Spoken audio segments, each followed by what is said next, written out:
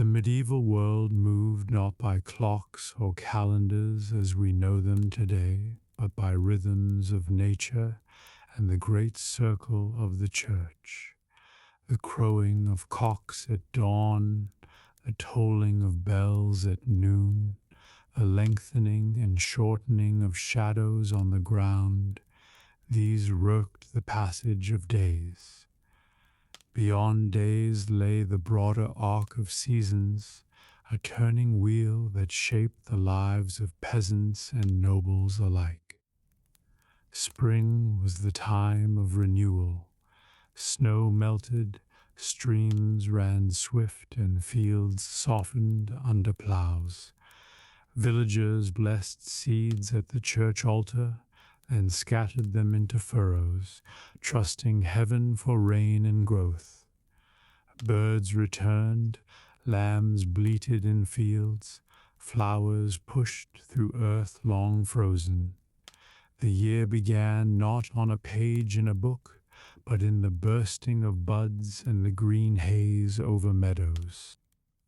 Children felt spring most keenly, their world wide again after winter confinement, bare feet pressed into damp soil, hands zed wildflowers for the virgin altar. Laughter echoed when they chased one another through blossoming orchards. The church worked the season with Lent and Easter, with fasting and then feasting, with sorrow and then joy. Spring was not only the greening of fields, but the renewal of souls. Summer followed, heavy with labor and promise. Days grew long, heat shimmered above fields, and sweat ran on.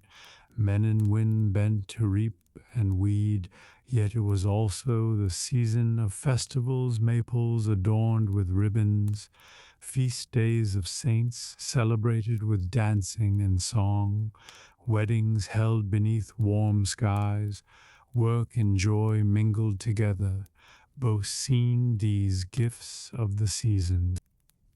St. John Day brought fire, with bonfires blazing on hilltops, youths leaping flames to prove courage, couples holding hands, they crossed togethers, embers were carried home to light hearths anew. Summer was fullness, both in barns and in hearts, a season when earth gave generously and men rejoiced in its bounty. Autumn came with a different mood, a time of gathering, storing, and gratitude. Granaries filled with wheat, vats brimmed with cider, barrels with ale. In barns, sheaves were stacked high, and families thanked saints for harvest safely there. Yet autumn also carried a quiet warning, for everyone knew that winter was near, and what was not stored now might mean hunger in the months to come. Children husked beans, thawed nuts, and picked apples from orchards heavy with fruit. The church calendar echoed the season gravity with All Hallows and All Souls, when villagers prayed for the dead and remembered the fragile span of life. Autumn was gratitude and solemnity in equal measure, a season of both abundance and humility. Then winter descended. Long and cold, snow drifted across fields, nights stretched endless, and hearths became the heart of life. Villagers huddled close, spinning wool, telling stories, praying for light. Feast days broke the darkness. Christmas with its midnight mass, Epiphany with its processions of kings, Candlemas with its lighted tapers, St. Bridget Day whispering that spring would return. Even in hardship, winter carried moments of warmth and wonder, threads of joy woven through the tapestry of cold. For the medieval soul, these seasons were not only practical but spiritual. Each carried lessons and symbols: spring birth, summer labor, autumn harvest, winter rest, from seed to sheaf, from fasting to feasting, from darkness to light. The year itself was seen a pilgrimage, a road that turned upon itself, yet always moved onward, carrying souls closer with each cycle to eternity. So villagers lived by this turning of the year, finding in each season not only toil and change, but the voice of God speaking through field, fire, feast, and frost. The medieval year was measured not only by the plough and the harvest, but by the feasts and fasts of the church. Saints' days, holy seasons, and solemn vigils gave shape to the rhythm of life, weaving sacred time through the pattern of ordinary days. The bell tower stood a clock of the soul, calling villagers to remember heaven order, even ere they worked upon the earth. Advent arced the year beginning, a season of waiting in darkness. Candles were lit against the long nights, hymns sung in quiet tones, hearts turned toward the coming of Christ. Then Christmas burst forth in light and color, with midnight mass, nativity plays, and tables laden with bread and meat. From silence to song, from hunger to feasting, the year began in joy. Soon came Lent, 40 days of fasting and prayer. Meat was set aside, eggs withheld, bells silenced in solemn amen. Villagers walked in processions with ashes on their brows, remembering their own mortality. Yet this season of restraint prepared them for Easter blaze of triumph. Candles raised in the dark, bells pealing, alleluias echoing beneath stone arches. Lent and Easter together taught that sorrow gave way to joy, death to life, shadow to dawn. Pentecost followed with red banners and tongues of fire, recalling the Spirit descending upon the apostles. Then the year flowed into summer, a cycle of saints' feasts, John with his bonfires, Mary with her processions, local patrons honored with banners and relics. Each feast broke the monotony of labor, binding the village in shared celebration, reminding all that even toil was holy when offered to God. Autumn brought harvest festivals, when churches were decorated with wheat and apples, grapes and bread. Priests blessed the fruits of the earth, and families gave thanks for barns tilled and fields made bare. All Hallows and All Souls followed swiftly, when villagers prayed for the dead, lit candles for ancestors, and processed through the night in solemn remembrance. The turning of the year was never far from the turning of the soul. The calendar closed with winter feasts, the Advent fast once more, the quiet of midwinter, the hope of Christmastide returning. The circle turned, yet each year felt both familiar and new, a spiral carrying souls onward. For the medieval villager, time was never empty. Each day was filled with meaning, each season with mystery, each year with the promise of eternity. To medieval eyes, the year was not only a circle of feasts and fasts, but a chain of labors, each month with its own work and its own place in the cycle of life.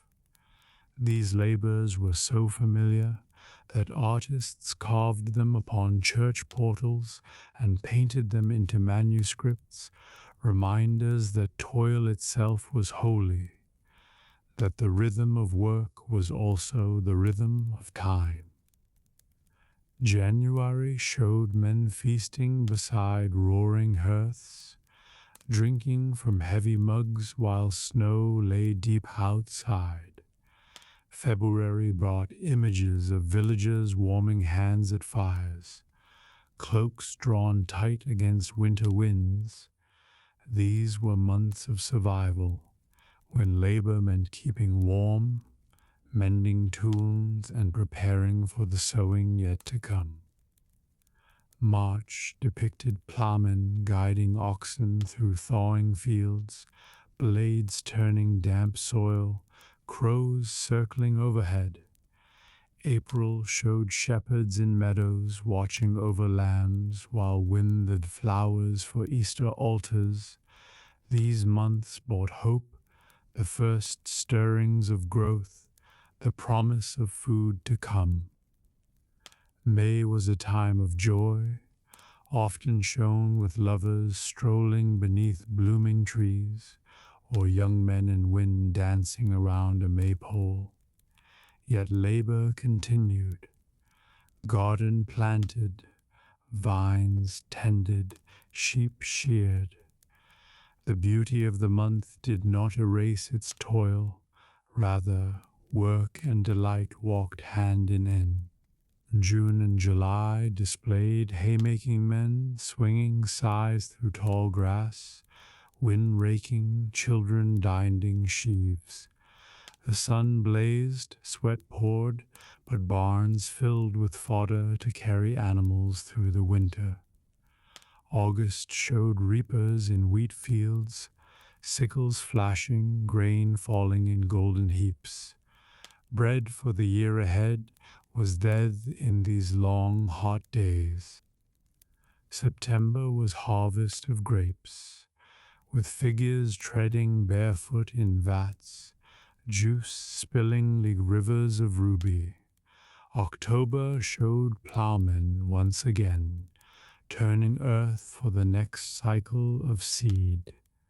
November often displayed men slaughtering swine, sallow meat, and hanging hams in smoke, work that would keep hunger from the door when cold set in. December closed the circle with scenes of feasting again, families decked around fires, tables set with bread and ale, prayers rising for Christmas. The wheel of labor turned back to warmth and rest, to stories told by firelight, to gratitude for survival. Each month bore its own burden, its own beauty, and on together they formed a itch of life in harmony with the land. For villagers, these labors were not only necessity but rhythm, giving order to existence. To work in March mud or August sun was to know one place in the great pattern, and when they saw the labors of the months carved above church doors or painted in holy books, they knew their toil was part of creation design, their labor part of the eternal story. Spring arrived with soft rains that darkened the soil, making it rich and pliable beneath the plow. Oxen strained in harness, their breath steaming in the morning chill, while men guided the wooden blades through furrows. The air smelled of earth and promise, and each step forward felt like hope taking root. At the church altar, seeds were blessed before being cast into the fields. Children carried baskets filled with barley and oats, their laughter ringing mean. Priests sprinkled holy water over the grain. When hands scattered seed into furrows, it was more than labor, it was an act of faith. Spring off bore the lambing season, pastures rang with bleats, ewes gave birth, and shepherds kept close watch through the damp nights. New life bounded across the meadows, fragile yet full of energy, reminding all that the year was truly reborn. Villagers tended garden beside cottages, planting beans, onions, and cabbages. Women dug small plots with spades, while children pressed seeds gently into soil. These gardens promised the first fresh food of the year, a welcome change after winter salted and dried fare.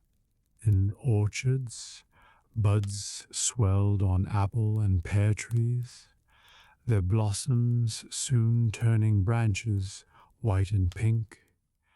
Bees hummed busily among the flowers, their work a blessing to the harvest. Yet months away, even the hum of wings seemed like a hymn of spring. Easter crowned the season. Villagers kept the long fast of Lent, then rejoiced when bells rang at midnight mass. Candles blazed in dark churches, alleluias rose high, and tables were spread with bread, eggs, and meat once forbidden. Spring was both a feast for the land and for the soul. Summer brought long days, when dawn light spilled early and lingered until late evening. Men and women worked in fields from sunrise to dusk, their backs bent, their brows dripping with sweat. Labor was unending, yet the village thrived on its rhythm. Haymaking came first. Men swung scythes through tall grass, their blades whispering with each sweep. Behind them, wind turned the fallen hay with wooden rakes, letting the sun dry it golden. Children helped gather it into bundles, laughter mixing with the scent of cut grass. Barns filled with hay meant animals would eat through winter. Villagers knew that each cartload stacked high was security against hunger. No feast or festival would match the satisfaction of sea lofts filled, safe against the lean months to come. Summer was also a time of festivals. On St. John Day, bonfires blazed on hillsides. Youths leapt through flames for luck, while couples crossed hand in hand, trusting the fire to bless their bond. Sparks flew into night like tiny stars, lighting the season with joy.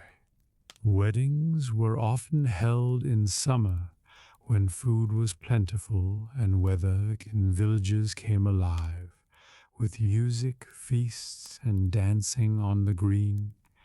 Ale flowed, tales bent beneath roasted meats, and garlands of flowers crowned the heads of bride and groom. Children roamed freely in summer, wading in brooks, climbing trees, and chasing each other across meadows. Their freedom was brief, for autumn work soon demanded every hand. Yet in summer their laughter rang bright, and the whole village seemed young again. Summer nights carried their own magic. Musicians played lutes and pipes beneath starlight, while neighbors sat outside cottages, sharing bread and ale. Crickets sang in hedges, owls called from barns, and the air was heavy with the sweetness of hay and flowers. As summer waned, grain ripened golden in the fields. Men and women pick up sickles, cutting stalks swiftly, binding sheaves into bundles. The rhythm of blades and voices filled the countryside. The most important harvest of the year was then. Autumn was the season of plenty and of warning. Once the grain was stored, villagers turned to orchards and gardens, Apples were pressed into cider, pears dried for storage, beans shelled and laid in baskets. Everything that could be saved was saved. In vineyards, grapes were then crushed. Bare feet pressed them in wooden vats, the juice flowing red into barrels. The air was thick with sweetness and song. Ye's workers joked and sang to keep time. Wine would carry the warmth of autumn into winter nights. Autumn also meant slaughtering livestock. Peepees were butchered, their meat salted, smoked, and hung in rafters. Though gin, the work was necessary, for full larders meant survival. Families prayed thanks over every cut, knowing each slice was a gift against hunger. Children helped gather nuts, filling baskets with hazelnuts and acorns. Women dried herbs, platted onions, and set aside cheese. Every task mattered, for a forgotten bundle could mean scarcity in January cold. Autumn was urgency wrapped in gratitude.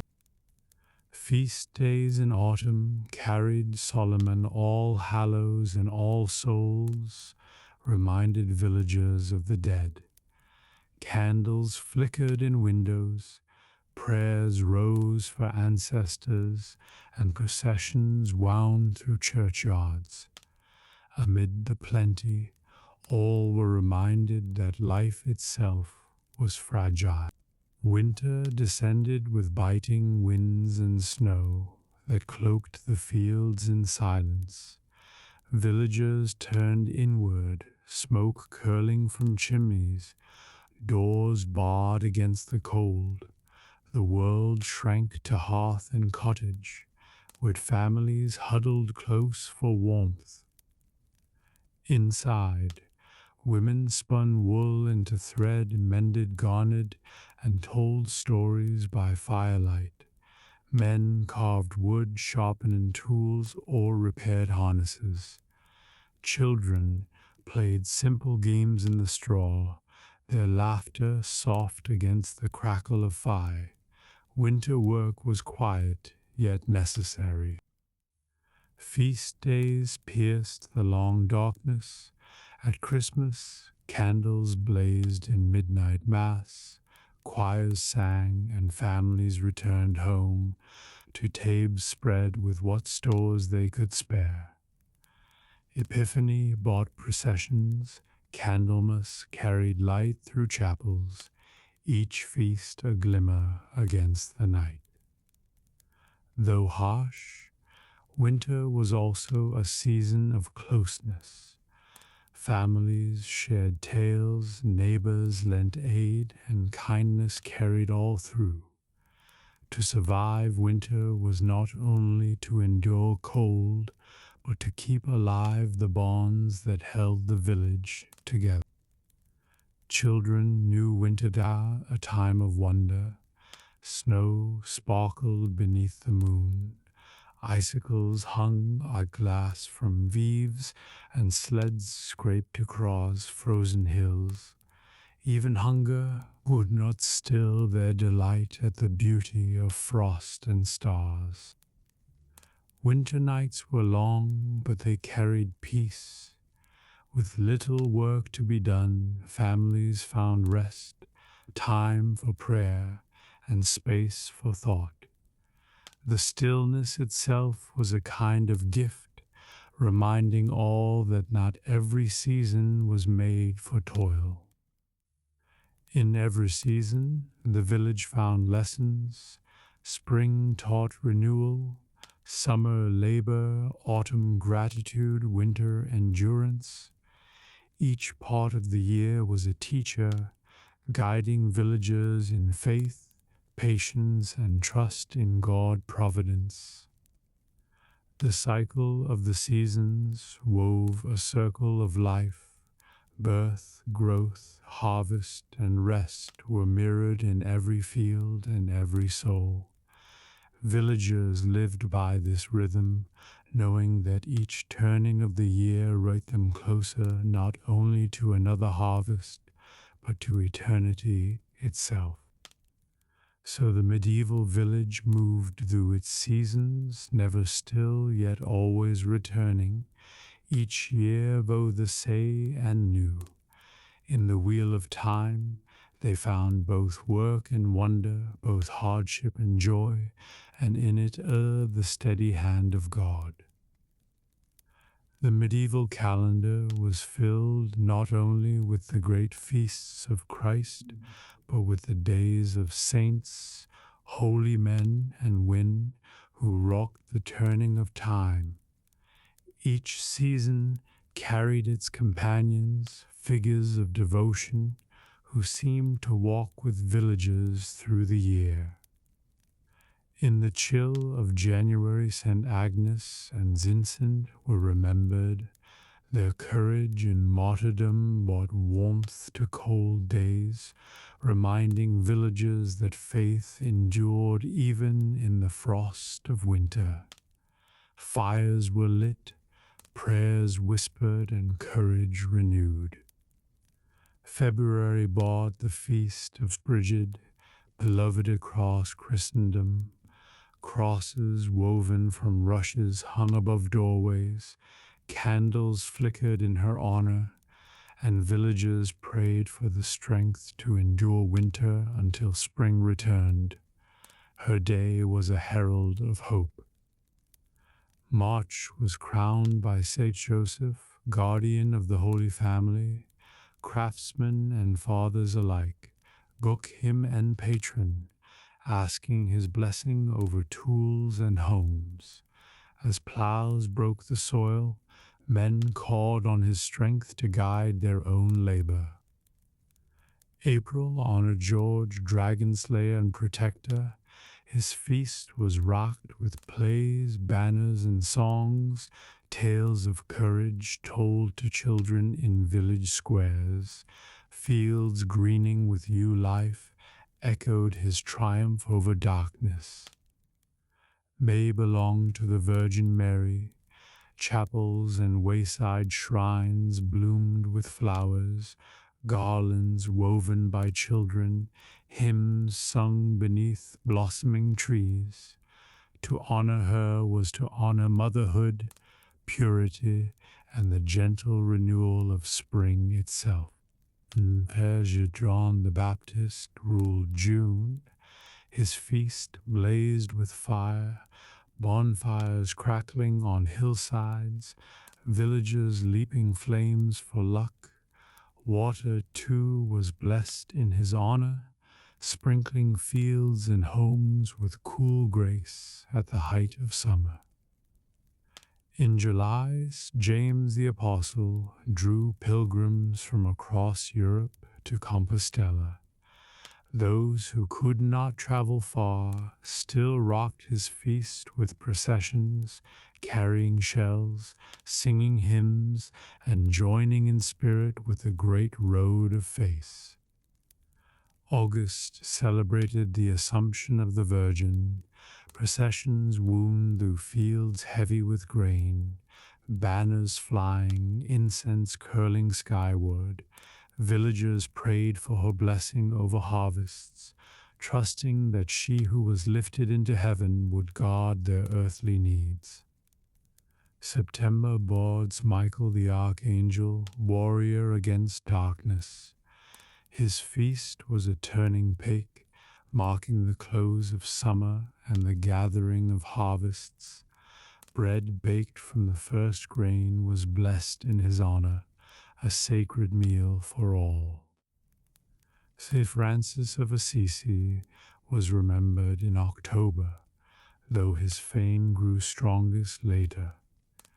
Tales of his love for animals and the poor spread from village to village, teaching that holiness could be gentle as well as strong. November was crowned by All Saints and All Souls. The whole company of heaven was honored, from famous martyrs to forgotten hermits. Candles lit in windows flickered like stars. Prayers rose for the living and the dead, and villagers felt surrounded by unseen friends. Listen, Zemper Bert's Nicholas, protector of children and sailors. His day was filled with stories of secret gifts and miraculous rescues. His image a comfort in the darkest season. To honor him was to believe in generosity even amid scarcity. Feasts of saints did more than honor the holy. They bought breaks from labor, moments of joy, days of rest. Villagers dressed in their best, processed with banners, sang hymns and feasted together. Work was sanctified by rhythm, never endless, always punctuated by holiness. Local saints held their own place in the calendar. Each village cherished its patron, a bishop, a martyr, a hermit, whose day was rocked with processions, markets, or fairs. These were not distant names, but neighbors in faith. Stories of saints shaped imagination.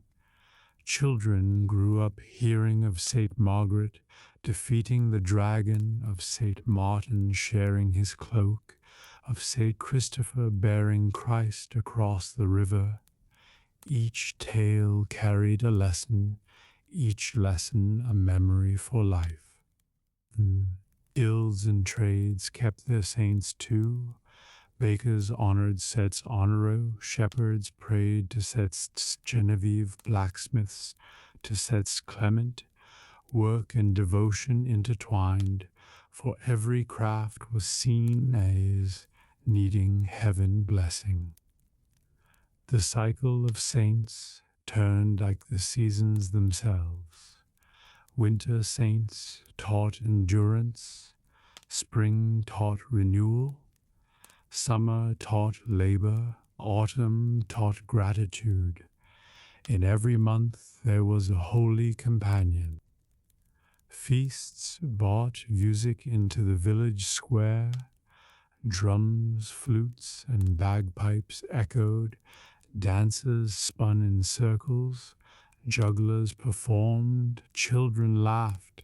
To celebrate a saint was to celebrate life itself. Joy becoming prayer. Meals walked the days with special foods. Pancakes at Shrovetide, lamb at Easter, goose at Michaelmas, cakes for All Souls, recipes passed down through generations bound families in memory and faith alike. Pilgrims joined feasts well, carrying stories of distant saints.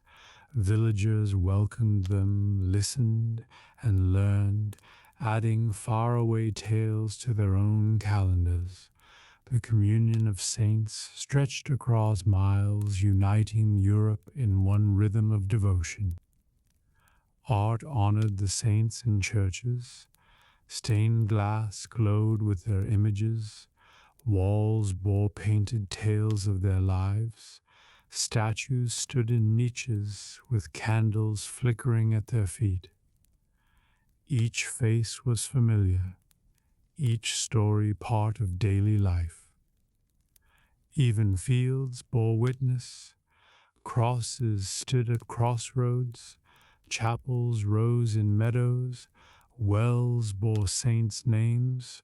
To walk through the countryside was to walk through memory and prayer, the land itself sanctified by devotion. Some saints were loved for their miracles. Farmers prayed to Saint Sanirza for rain, wind to Saint Anne for children, travelers to Saint Christopher for safety.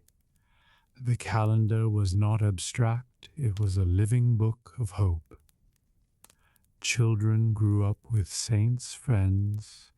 They whispered prayers before sleep, carried charms blessed on feast days, learned hymns that told the saints' deeds.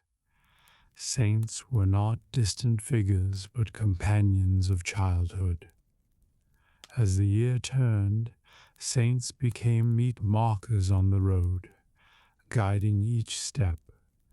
One day gave way to another, but feast days lifted hearts, reminding on that life was more than toil, it was a pilgrimage. The saints of the seasons taught the village to see holiness not only in great cathedrals but in humble cottages. Their feasts filled days with joy, their stories filled nights with wonder, their presence filled the year with meaning. Thus the medieval calendar was never empty. Every season, every month, every turning of the year was touched by saints. Their memory turned time itself into a sacred path, a road with villagers walked not alone, but with a great company of heaven. Festivals were the beating heart of the medieval village, days when labor paused, bells rang, and life itself seemed brighter. For a time, toil gave way to laughter, and the square filled with music, dancing, and celebration. Spring festivals carried joy after winter hunger. Maples rose in the village green, ribbons fluttering, children dancing in circles. Flowers crowned the heads of girls, while youths played gait of strength and skill beneath the warming sky. The feast of Corpus Christi was rocked with solemn processions. Villagers carried banners, sang hymns, and followed the priest bearing the sacred host through fields and lanes. The whole village became a church, sanctified by the presence of God. On Midsummer Eve, fires blazed across hills, flames roared, sparks flew, and villagers leapt through fire for luck. Couples crossed hand in hand, laughter mingling with crackle, embers carried home to bless hearths and ward off harm. Harvest festivals closed the season of toil with gratitude. Churches were decorated with wheat, fruit, and flowers. Priests blessed bread baked from the first grain, while families shared meals and ale. Gratitude was offered for barns filled and hunger kept at bay. Winter festivals carried laid into darkness. Christmas brought midnight mass, candles blazing, choirs singing, bells echoing across snow. Tables groaned with food saved for the feast, and neighbors exchanged gifts of bread, cheese, or ale. Epiphany followed with plays and processions. Children dressed as kings bore stars on poles. Villages echoed with carols, and stories of the Magi were told beside the fire. Light from the east seemed to shine again in humble cottages. Shrovetide was a time of revelry before Lent. Pancakes were eaten, games played, and masks donned in merry jest. The laughter of these days softened the fasts that soon followed, balance between joy and restraint. Easter was the greatest feast of Fall. Bells rang through the night, candles flamed against darkness, hymns soared beneath rafters, families shared eggs, lamb, and bread, symbols of life renewed, the feast echoing both in stomach and soul. Saints' days added their own colors to the calendar. Villages honored patrons with fairs, processions, and dances. Relics were borne through streets, fields were blessed, and all joined in remembering the holy figures who guarded their homes. Fairs into festivals drew merchants from afar, stalls filled with cloth, pottery, spices, and sweets. Jugglers, minstrels, and storytellers entertained the crowds, while villagers marveled at goods from distant lands. Faith and commerce mingled in harmony. Festivals were times of courtship. Young men and women danced together, shared ribbons, and exchanged tokens. Many marriages were born from glances and laughter shared on the bright days of song. Music was everywhere in festivals. Bagpipes, fiddles, and drums sounded to village squares. Children sang, elders clapped, and the air pulsed with rhythm, turning even the humblest square into a hall of joy. Food was shared freely. Bread, cheese, roasted meats, honey cakes, and ale were passed from hand to hand. Even the poor found plenty at festivals, for to feast together was to live the gospel in daily life. Games filled the day. Wrestling matches, archery contests, and foot races drew laughter and cheers. Prizes were humble, a cake, a ribbon, a mug of ale, yet the joy was in the contest, not the reward.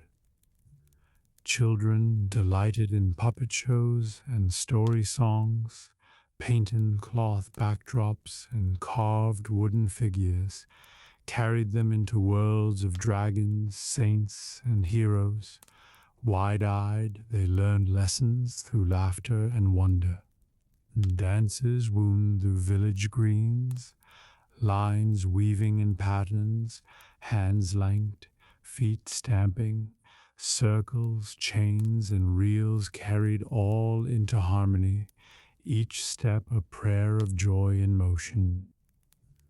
Some festivals carried mystery, masks and costumes turned neighbors into strangers, allowing play, jest, and freedom. Behind disguise, villagers felt equal, free to laugh together without rank or shame. Processions filled lane with color, banners painted with saints swayed, candles smoked, bells rang, villagers walked behind relics or crosses, singing these they passed through homes and fields, blessing the whole parish with their steps. Plays west scripture to life. Stages were set on wagons. Actors in simple costumes retold stories of Adam, Noah, or Christ. Villagers saw salvation not only in books but in laughter, drama, and living memory. The festivals bound neighbors together. Disputes were forgotten, quarrels set aside. For one day at least, all shared bread and song, walking side by side in joy. Even the elderly found delight, watching children dance, listening to songs, tasting the foods of their youth. Festivals were memory, peace, and joy, stitching past and future together. Travelers found welcome at festivals.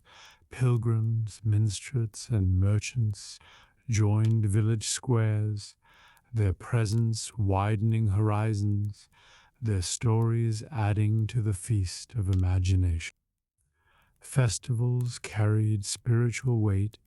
Every laugh, every dance, every loaf shared was offered aids thanksgiving, Holiness was not distant but woven into joy, reminding all that God delighted in glad hearts.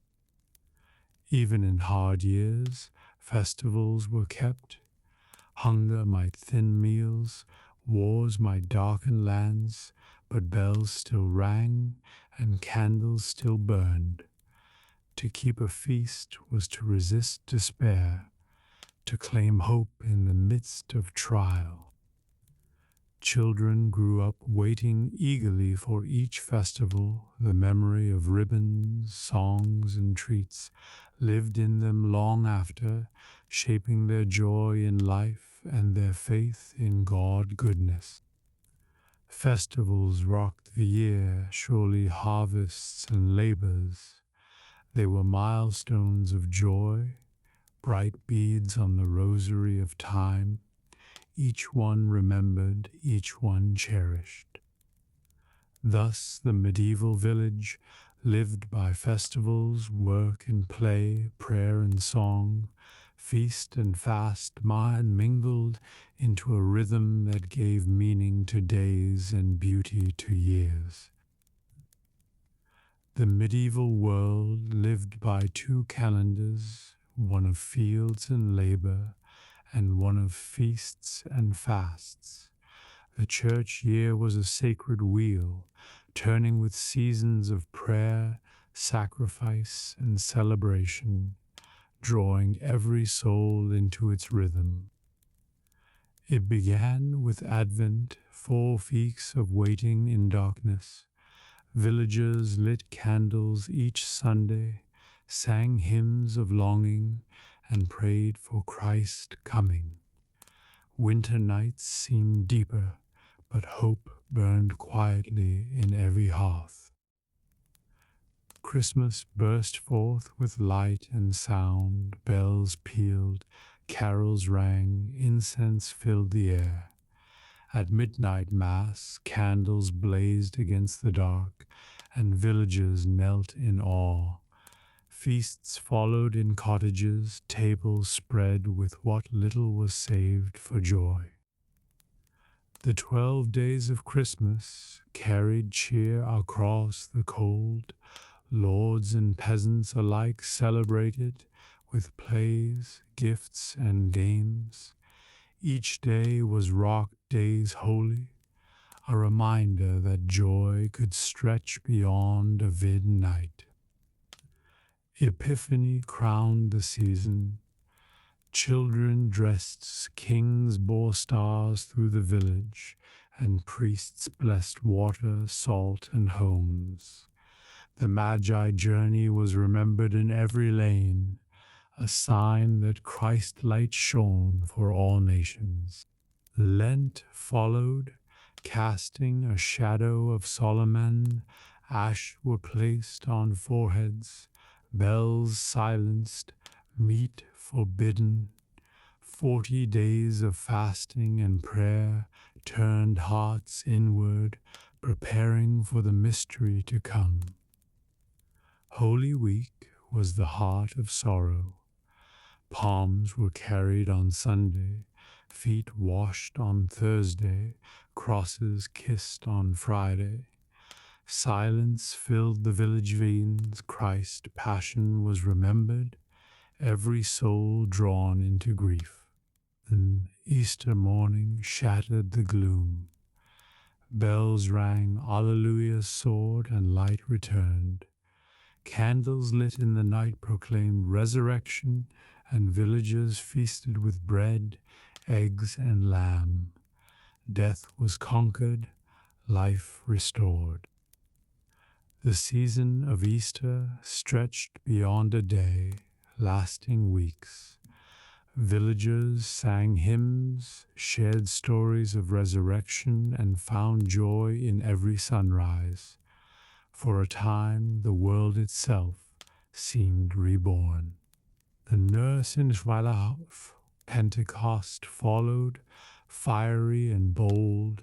Red banners hung in churches, hymns praised the Spirit descent, and prayers asked for courage and strength. Fields green with growth mirrored the fire of faith within. Summer carried feasts of saints and the Virgin Mary. Each month brought processions, blessings of fields and days of song. Work continued, but every so often it paused for prayer and festivity. The feast of Corpus Christi filled streets with wonder. Priests carried the host beneath a canopy. Children scattered flowers, bells rang, and the whole village walked in procession. The world itself seemed turned into a church. August brought the Assumption, when Mary was honored in fields heavy with harvest. Villagers trusted that she was lifted to heaven. She watched over their earthly toil. Michaelmas marked September, a feast of the Archangel. Grain harvest's end. Bread was baked from new wheat, and Spenkle was praised as protector of souls. The season of labor was crowned with blessing. Autumn chill carried feasts of remembrance. All Hallows honored the saints in heaven, while All Souls prayed for the dead. Candles flickered in windows, prayers whispered at graves. The veil between worlds felt thin. Advent returned, circling the wheel again. Villagers stepped once more into the pattern of waiting, fasting, and praying. The year did not end, but turned, bringing souls deeper into mystery. The church year sanctified time. Days were not empty measures, but holy moments. Each hour of prayer, each feast, each fast gave meaning to the cycle of life. Children grew up counting their days not by numbers but by feasts. They remembered Pancake Day, Palm Sunday, Corpus Christi, and Christmas. Their lives were shaped by this sacred rhythm from birth to death. The bells rocked the hours of prayer, matins, lauds, vespers complete. Even when villagers worked in fields, they knew that monks prayed in cloisters, keeping time holy for all. Every saint day was a story. Villagers learned courage from martyrs, kindness from confessors, humility from virgins. The calendar was a book written not with ink, but with lives. Pilgrims carried the rhythm with them on roads. Wherever they walked, they kept fasts and feasts, joining strangers in shared devotion. The church year united not only villages, but the whole of Christendom. Art captured the seasons of faith. Stained glass told the story of Advent to Easter. Sculptures depicted saints in their months. Manuscripts glowed with calendars that turned time into prayer. Fasting and feasting gave balance. Hunger deepened gratitude. Joy sweetened toil. The church taught that each had its season, both necessary, both holy. Even work was sanctified by the calendar. Plowing, sowing, and harvesting were blessed on holy days. Fields were sprinkled with water, barns with incense, reminding all that labor itself was prayer. The sick and elderly found comfort in the rhythm, even when they could not join in processions or fasts. They knew the year moved around them, carrying them in its current like a gentle river. At life end, villages were buried with prayers of the church. year, candles lit, bells tolled, their souls stepped into eternity through the same rhythm that had carried them since birth. The church year was not merely a calendar, but a story, the story of Christ, the saints, and the soul itself. To live by it was to live with heaven woven into every day. Thus the medieval villager walked through the year and alone, but with Christ, Mary, and the saints, sans companions. Time itself was sacred, and each turning of the church wheel carried them closer to eternity. In the medieval year, time was divided not only by the sowing and reaping of the fields, but also by the rhythm of feast and fast. These moments of celebration and restraint shaped the body and the soul alike. The cycle carried villages through joy and hunger, teaching balance, gratitude, and faith. To live by the calendar of the church was to experience life face, a tapestry woven of both light and shadow. Fasting was more than the absence of food. It was a discipline of the flesh, a humbling of appetite, a reminder of humanity's dependence on God. Villagers set aside meat, eggs, and dairy, eating instead from what the earth could spare. Beans, peas, cabbages, onions, and salted fish. Meals became simpler, humbler, yet also carried a solemn dignity, for restraint was seen not as punishment but as devotion. To fast was to turn hunger into prayer. Lent was the greatest fast, a season of 40 days that stretched across late winter into spring. Ashes were placed on foreheads, marking every soul with the words, "Remember, man, that thou art dust." Villagers lived more quietly in these weeks, laughter subdued, bells silenced, and tables bare. Each pang of hunger was accepted, eat a lesson. Lent carried hardship, but it also carried promise, preparing hearts for the blaze of Easter joy. Children were taught fasting in gentle ways.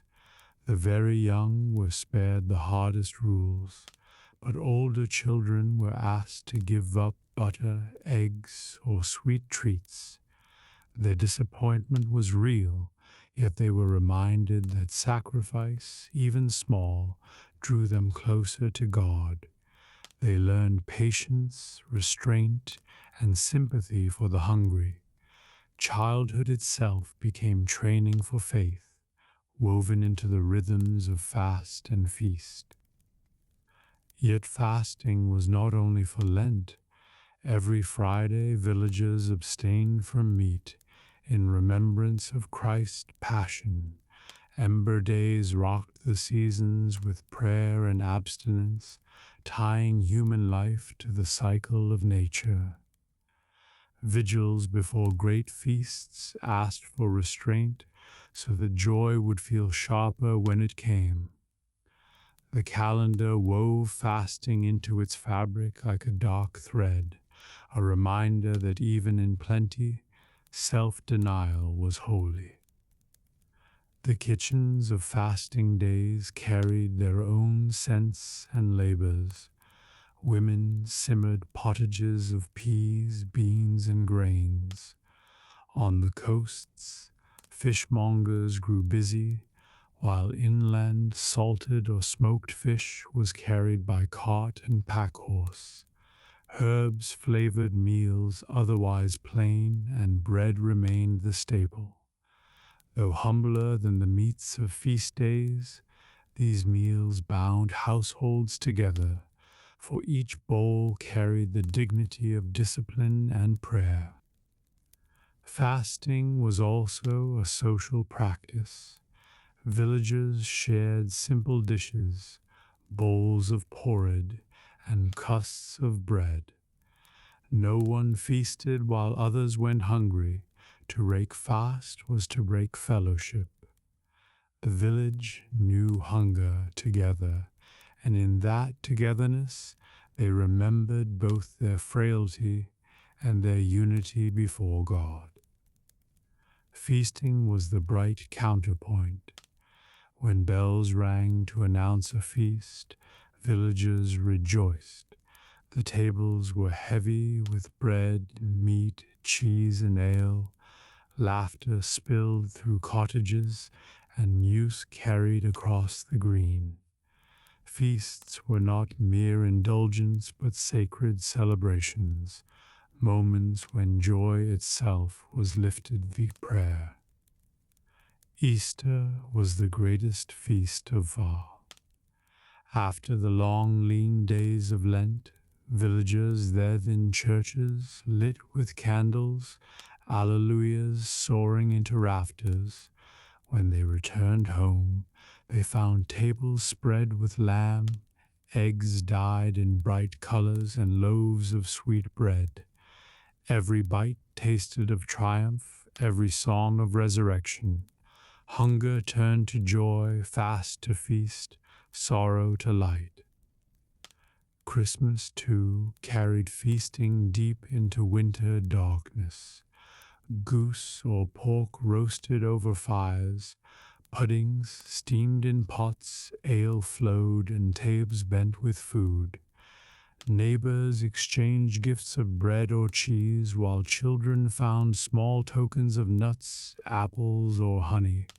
For a season, the cold and hunger of winter were forgotten in warmth and plenty. Saints' days filled the calendar with smaller feasts. Villagers honored patrons with special breads, cakes, or roasted meats. Fairs and markets accompanied processions, and the square rang with laughter and song. Even modest meals became sacred when shared in honor of holy men and women. The labor of feasts was real. Women rose early to bake bread, to roast meats, to churn butter, to brew ale. Men fetched firewood, slaughtered animals, and carried barrels. The kitchen became a place of fire and steam, noise and fragrance. The devotion was measured in flour and flame. The labor of fasting was different but no less demanding. Meals had to be carefully prepared with fewer ingredients, stretching what little was left from winter stores. Women stewed vegetables, salted fish, or soaked beans, ensuring every scrap was used well. Simplicity required skill, as surely abundance did. The rhythm of feast and fast kept souls balanced. To feast every day dulled gratitude, to fast always would break strength. The alternation of joy and hunger, fullness and emptiness, taught villagers to value both. It made plenty sweeter and restraint more bearer. Some feasts stretched across days. Pentecost, Whitsun, and Corpus Christi filled villages with youth, dancing, and song. Food was shared in abundance, fires burned late, and joy seemed endless. These extended feasts reminded villagers of heaven itself, a foretaste of eternal celebration. Even the fields reflected feast and fast. Planting was often blessed on fast days, harvest on feasts. Fields were sprinkled with holy water, barns incensed, and flocks blessed. Labor was folded into the rhythm of worship, uniting soil and soul. The poor relied on feasts for generosity. On great holy days, parishes distributed bread and ale, and wealthier families opened their doors to share. Beggars gathered at church doors, knowing the day joy would overflow into their hands. In feast, charity was these important aids plenty. Fasting carried memory of mortality. Empty stomachs echoed with the truth that life was fragile and fleeting. Each pang of hunger recalled the body weakness and the soul need for grace. Fasting was a sermon written in the flesh. Feasting carried memory of heaven, tables groaning with bread and ale, laughter ringing across the green, candles flickering on cottage walls. All these were glimpses of the eternal banquet promised in Scripture. Villagers felt heaven close whenever they then joy. Children measured their year by fasts and feasts. They remembered Pancake Day before Lent, the long hunger of spring, the eggs and lamb of Easter, the goose of Michaelmas, the cakes of All Souls, and the feasts of Christmas. Childhood itself was a calendar of flavors. Travelers joined in feasts wherever they went. Pilgrims knew they could find hospitality at a village feast and fast alongside strangers on Fridays. The rhythm stretched across Christendom, binding distant lands in one shared devotion. Art preserved these rhythms in image. Illuminated manuscripts showed banquets of kings and saints or humble families breaking bread. Carvings on church doors depicted fasting monks and feasting villagers. Art itself became a mirror of spiritual time. Music all followed the rhythm. During Lent, hymns were slow and solemn, sung in plain tones. At Easter, Alleluias burst into bright chords, accompanied by trumpets or drums. The ear could hear the difference between fast and feast. Fasting trained devour. It taught restraint, patience, and self-control. Villagers learned to master appetite, to see beyond their own desires, to endure hardship with faith. It was labor of the soul, no less real than plowing. Feasting trained gratitude. It taught joy, generosity, and fellowship. Villagers learned to share, to give thanks, to delight in what was given. Feasting was not mere indulgence, but the holy work of rejoicing. The cycle of feast and fast reminded villagers that life itself turned in seasons. No hunger was permanent, no joy eternal in this world. Both gave way to the other, and night to day, winter to spring. Every fast and every feast carried echoes of Christ, his hunger in the wilderness, his feasting at Cana, his breaking bread at the Last Supper, his triumph at Easter. In their tables, villagers saw shadows of his life. Thus the lab bode of feast and fast were woven into the fabric of medieval time. To cook, to pray, to abstain, to rejoice, these were not mere customs, but sacred rhythms. They sanctified the year, nourished body and soul, and lifted even the simplest meal into the realm of holiness. Children grew up within the rhythm of the medieval year, their lives shaped not by clocks or calendars, but by seasons, feasts, and fasts. Each stage of the year wrote its own joys and labors, its own games and lessons. Childhood was not apart from the wheel of time, it was woven into it, natural and necessary, in spring flowers or autumn leaves.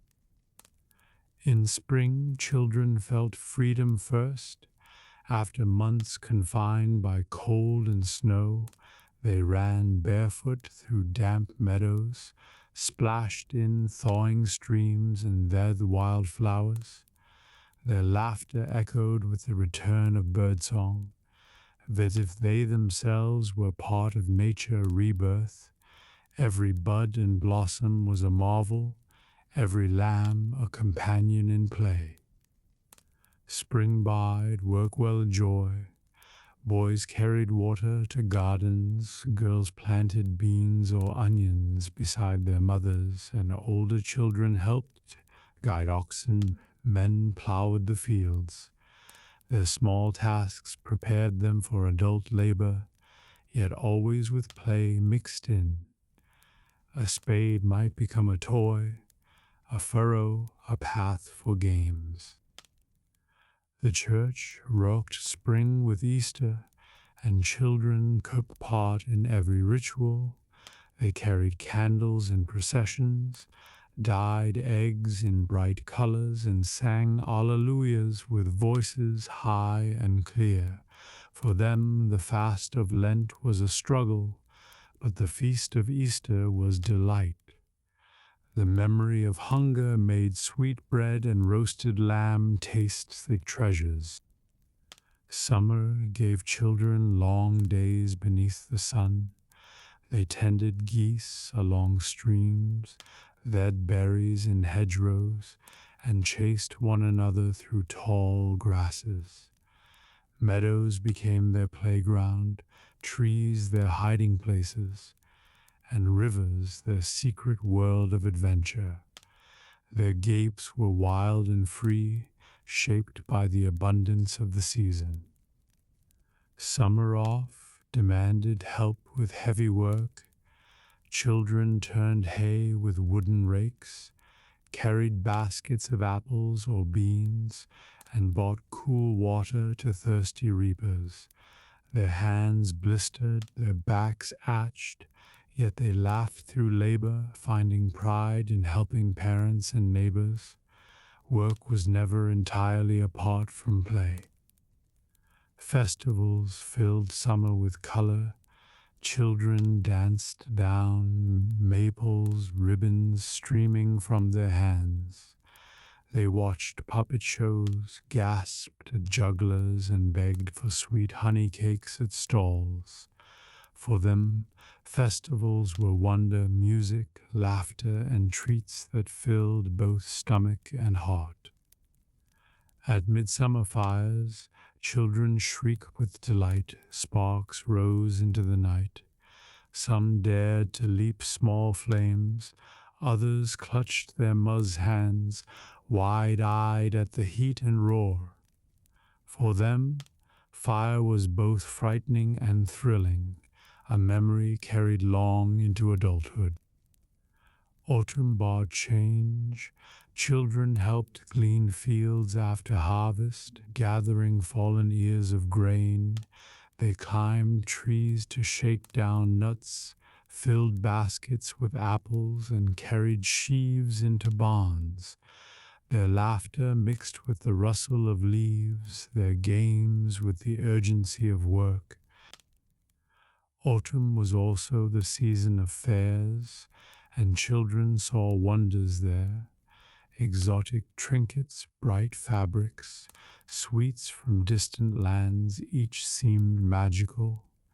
Pilgrims told stories, minstrels sang songs, and for a child the world suddenly seemed wide, full of possibilities beyond the village. All Hallows and All Souls brought Solomon even to children. They lit candles for the dead, whispered prayers at churchyards, and listened-aid elders told stories of ancestors. In the flicker of light, They felt the mystery of life and death, learning that time turned for all. Winter carried its own joys. Snow transformed the world into a playground. Children rolled snow into figures, slid on frozen ponds, and hurled snowballs with shrieks of laughter. The cold bit their cheeks, but joy kept them running, breath steaming in frosty air. In Felajits, winter evenings were filled with stories. Elders told tales of saints, heroes in faraway lands, while children sat wide-eyed, spinning wool or shelling beans. They listened. The dark outside seemed less fearful when filled with words of wonder. Christmas was the greatest delight of the year. Children carried candles in midnight processions, watched nativity plays, and returned home to tastes spread with rare treats. Even a small gift of nuts or fruit was treasure beyond measure, shining in memory long after the feast ended. Epiphany gave them another joy, the chance to dress these kings bearing stars on poles. They sang carols through the village, voices high in the cold air, laughter following them down lanes. For children, these processions were both play and prayer. Shrovetide filled the bellies before Lent, pancakes were flipped in pans, games played in fields, and children joined in the merriment. The joy was short-lived, for soon Lent returned, but the memory of butter and eggs lingered a comfort. Lent tested children most. They longed for sweets, meat, and butter. Parents taught patience, encouraging them to endure small sacrifices. Their disappointment was real, yet Easter joy was made brighter by the hunger endured. In this, they learned faith through their stomachs. Beyond the calendar, children worked time in Dean as they carved toys from wood, whittled whistles, spun tops, and played with hoops. Even humble objects became treasures in their hands, shaping childhood with laughter. Work was part of play, too. A shepherd child might race after lambs, a farmer's son guide oxen, a weaver daughter spin with a small distaff. Each task became a ain, each vein a lesson, until work and play were no longer separate.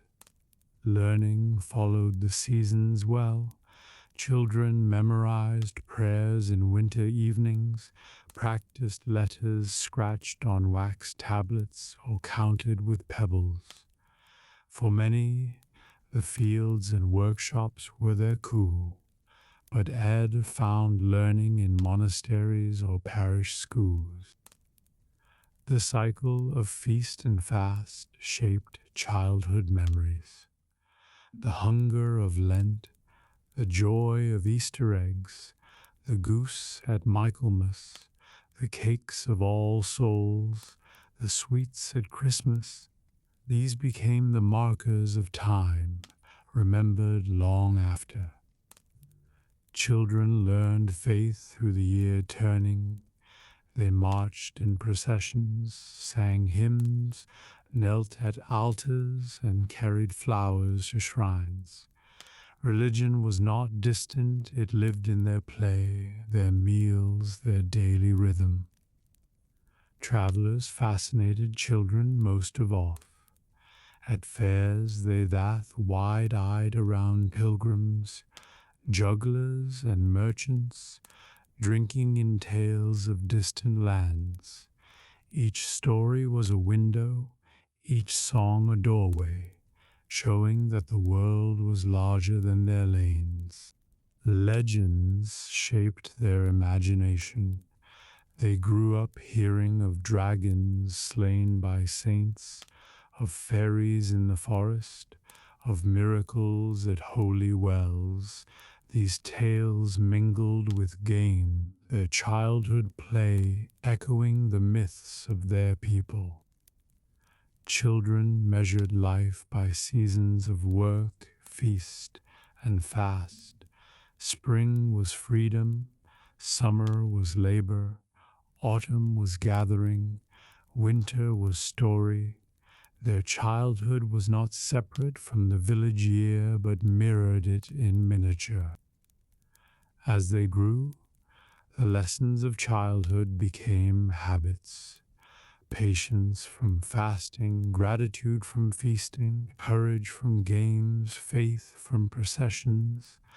All these formed the foundation of adulthood. Childhood was training for life, carried gently by the wheel of the year. Thus, the children of the year lived not in timeless play, but in sacred rhythm. Their days were measured by bells and feasts, by seeds planted and harvests dead, by stories told and prayers whispered. They grew like the fields themselves, in season, in order, in grace.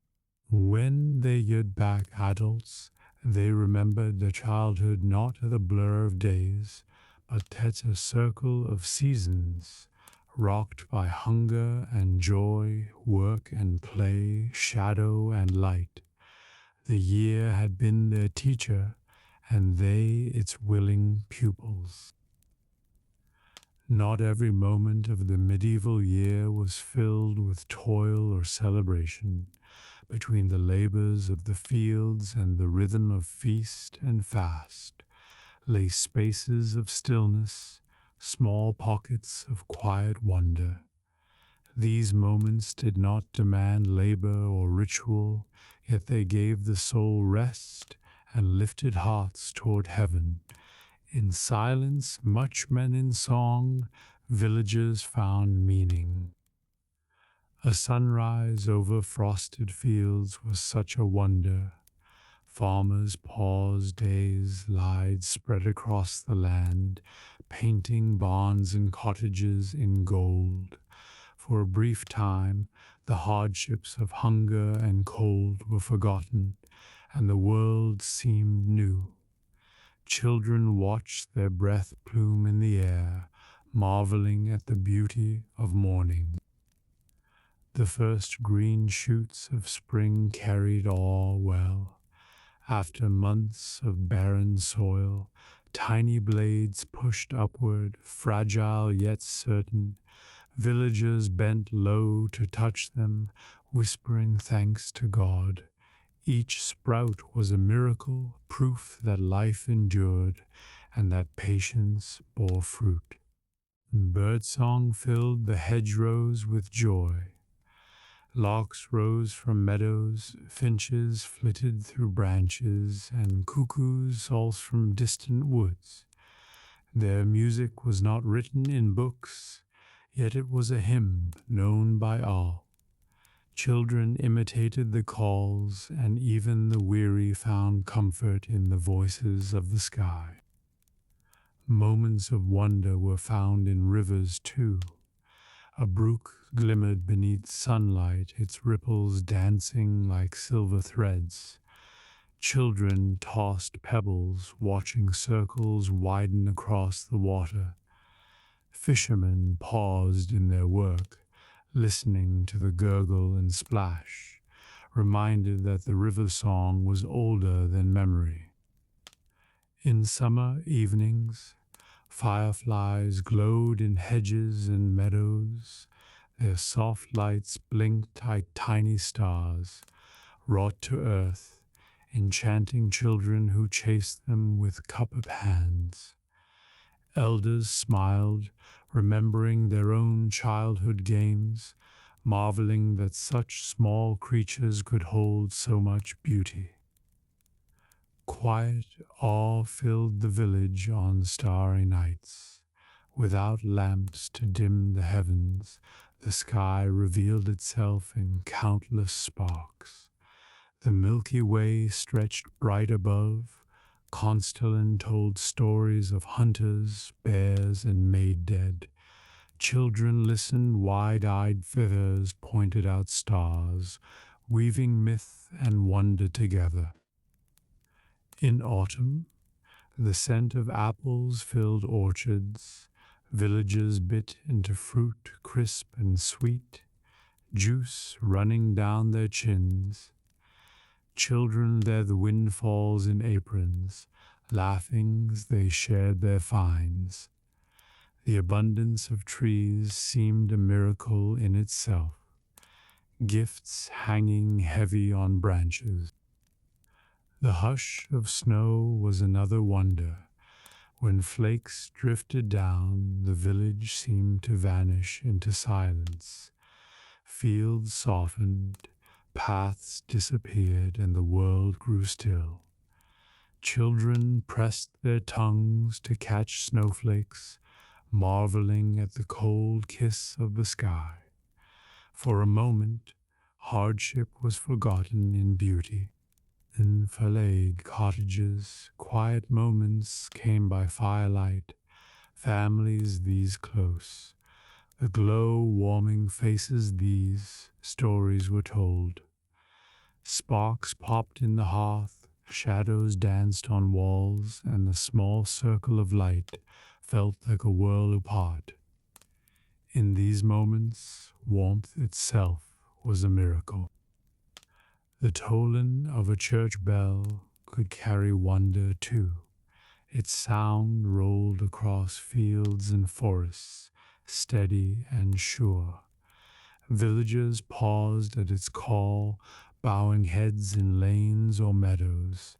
The bell voice tied them together, reminding each that they were part of a greater whole. Children knew wonder in small discoveries. A butterfly landing on a flower, a frog leaping from the reeds, a snail carrying its shell across a path. These small lives carried much fascination villages the grand end feast. To a child, each was a marvel worth remembering. In harvest time, wonder lay in abundance. Fields once green now glowed golden, and barns filled high with grain.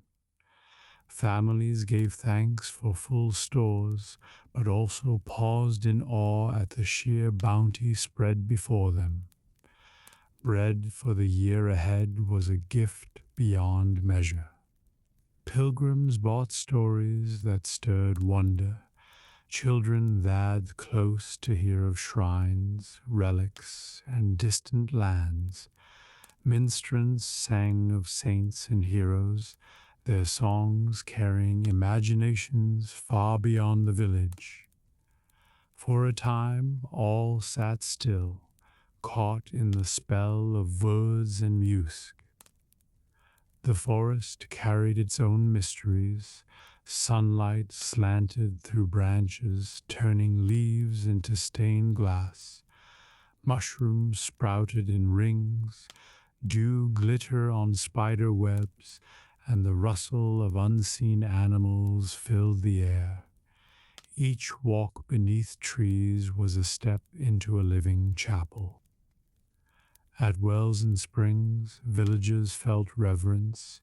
Water bubbled clear and cold, sometimes said to hold healing power.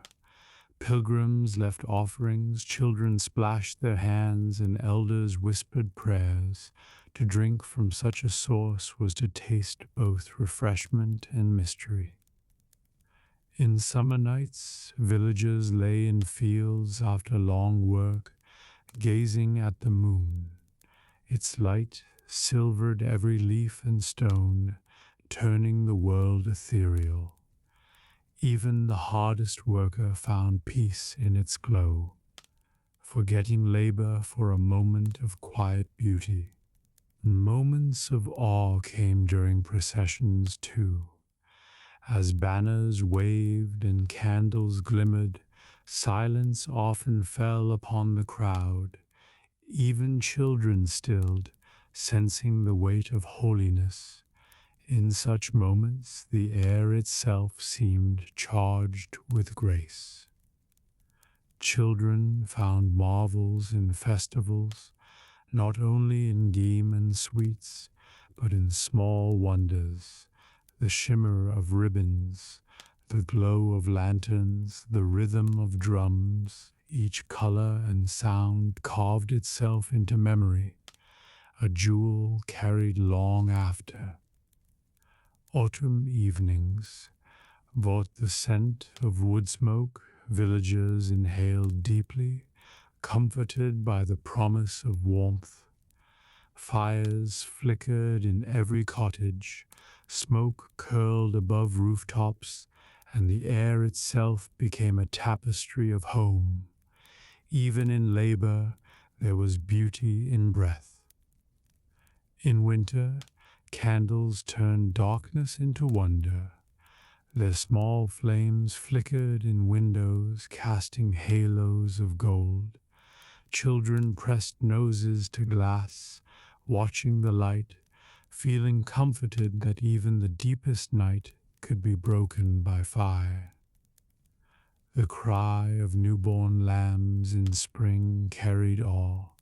Fragile creatures stumbled on shaky legs, mothers bleated, and children laughed to see them play. Each lamb was a sign of life renewed, of creation endless turning. At harvest end, villagers watched flocks of birds rise in the sky, wheeling and turning miheng babon. The sight silenced even the noisiest child, the mystery of flight, a wonder too vast for words. Silence itself was sometimes the greatest wonder. In moments when the wind stilled, the fields lay hushed, and no sound broke the air, villagers felt awe. Such silence seemed like a presence, a reminder of eternity pressing close. Children carried their own quiet marvels. They found shapes in clouds, faces in tree bark, castles in piles of hay. Their imaginations turned the ordinary into extraordinary, teaching elders to see the world anew. Even the changing of shadows brought wonder. Villagers rocked time by the lengthening and shortening of shade. To watch the sun move across the ground was to see the hand of God marking hours, silent and steady. At night, the hoot of owl or the bark of a fox brought both fear and wonder. Children huddled close, listening half afraid and half thrilled. The wild voices of the night reminded all that creation was vast and mysterious. Wonder lay not only in grand feasts or holy days, but in these small, fleeting moments. In light and sound, in silence and scent, villagers glimpsed the beauty of life. Each moment of awe was a gift, teaching gratitude and joy. Thus, the medieval year was filled with quiet marvels. They softened the toil, brightened the darkness, and reminded souls that even in hardship, creation was beautiful. To notice these wonders was itself a kind of prayer, one whispered by every heart. The land was both sick and generous in its lessons. Fire in the wild taught respect. Bonfires celebrated feasts, but wild flames destroyed cottages and barns. Children learned quickly that flame was servant only when carefully tended, but master when neglected. Fire, dual nature, taught caution and reverence. Water taught adaptability. A river would nourish, but also flood. Streams quenched thirst, but could sweep away bridges. Villages learned to bend with change, to guard against pride, and to adapt thick reeds that swayed but did not rake. The forest animals carried moral lessons. Foxes embodied cunning, wolves ferocity, deer gentleness, and bulls stubborn strength. Stories and fails grew from these traits, teaching children virtues and warnings. The wild became a book of allegories written in fur and fang. Mountains and hills taught endurance. Pilgrims climbing steep paths learned perseverance, each step a struggle. Shepherds knew hardship in rocky pastures. The lesson was clear. Faith climbing required effort, and the summit was worth the pain. The changing of light taught impermanence. Dawn broke into day, twilight fell into night. Shadows lengthened, colors shifted, and villagers learned that nothing stayed fixed. Life too passed quickly, and time was precious. Forests taught shelter. In summer they offered shade, in winter fuel. Children playing beneath trees learned comfort in their embrace. Buren that ro was aan een kachel trechtens fien. Wiesber sinin mijn narrated ever. And eyes my deluge. Usurist melkatrat. Wind taught unpredictability. Breeze cooled fields, carried seeds, and turned mills. Yet storms tore roofs from cottages and branches from trees. Villagers learned to accept change, the inevitable, to prepare yet never presume. Animals in fields instructed vigilance. A hawk circling reminded shepherds to guard flocks. A sudden silence of birds warned hunters of danger. Each sign was a lesson, teaching villagers to watch and learn from creation. The cycle of hunger and plenty was a stern instructor. Winter scarcity taught thrift. Spring first greens taught gratitude. Summer abundance taught labor. And autumn harvest taught humility. Every stomach learned what sermons alone could not. The sea, for those who lived near it, was the harshest teacher. It gave fish in abundance, but claimed lives in storms. Sailors and villagers alike learned to respect its moods. The sea lesson was that of fear and dependence, majesty and danger entwined. Children learned from the wild through play, chasing birds, climbing trees, wading streams. Each moment taught courage, balance, and awareness. Their games became lessons, their laughter a form of study. The re is the kampf, lessons in nature, watching seasons turn, reminding them of life breath, seeing trees they had planted grow tall, taught patience in their twilight years, the wild whispered of endings and renewals.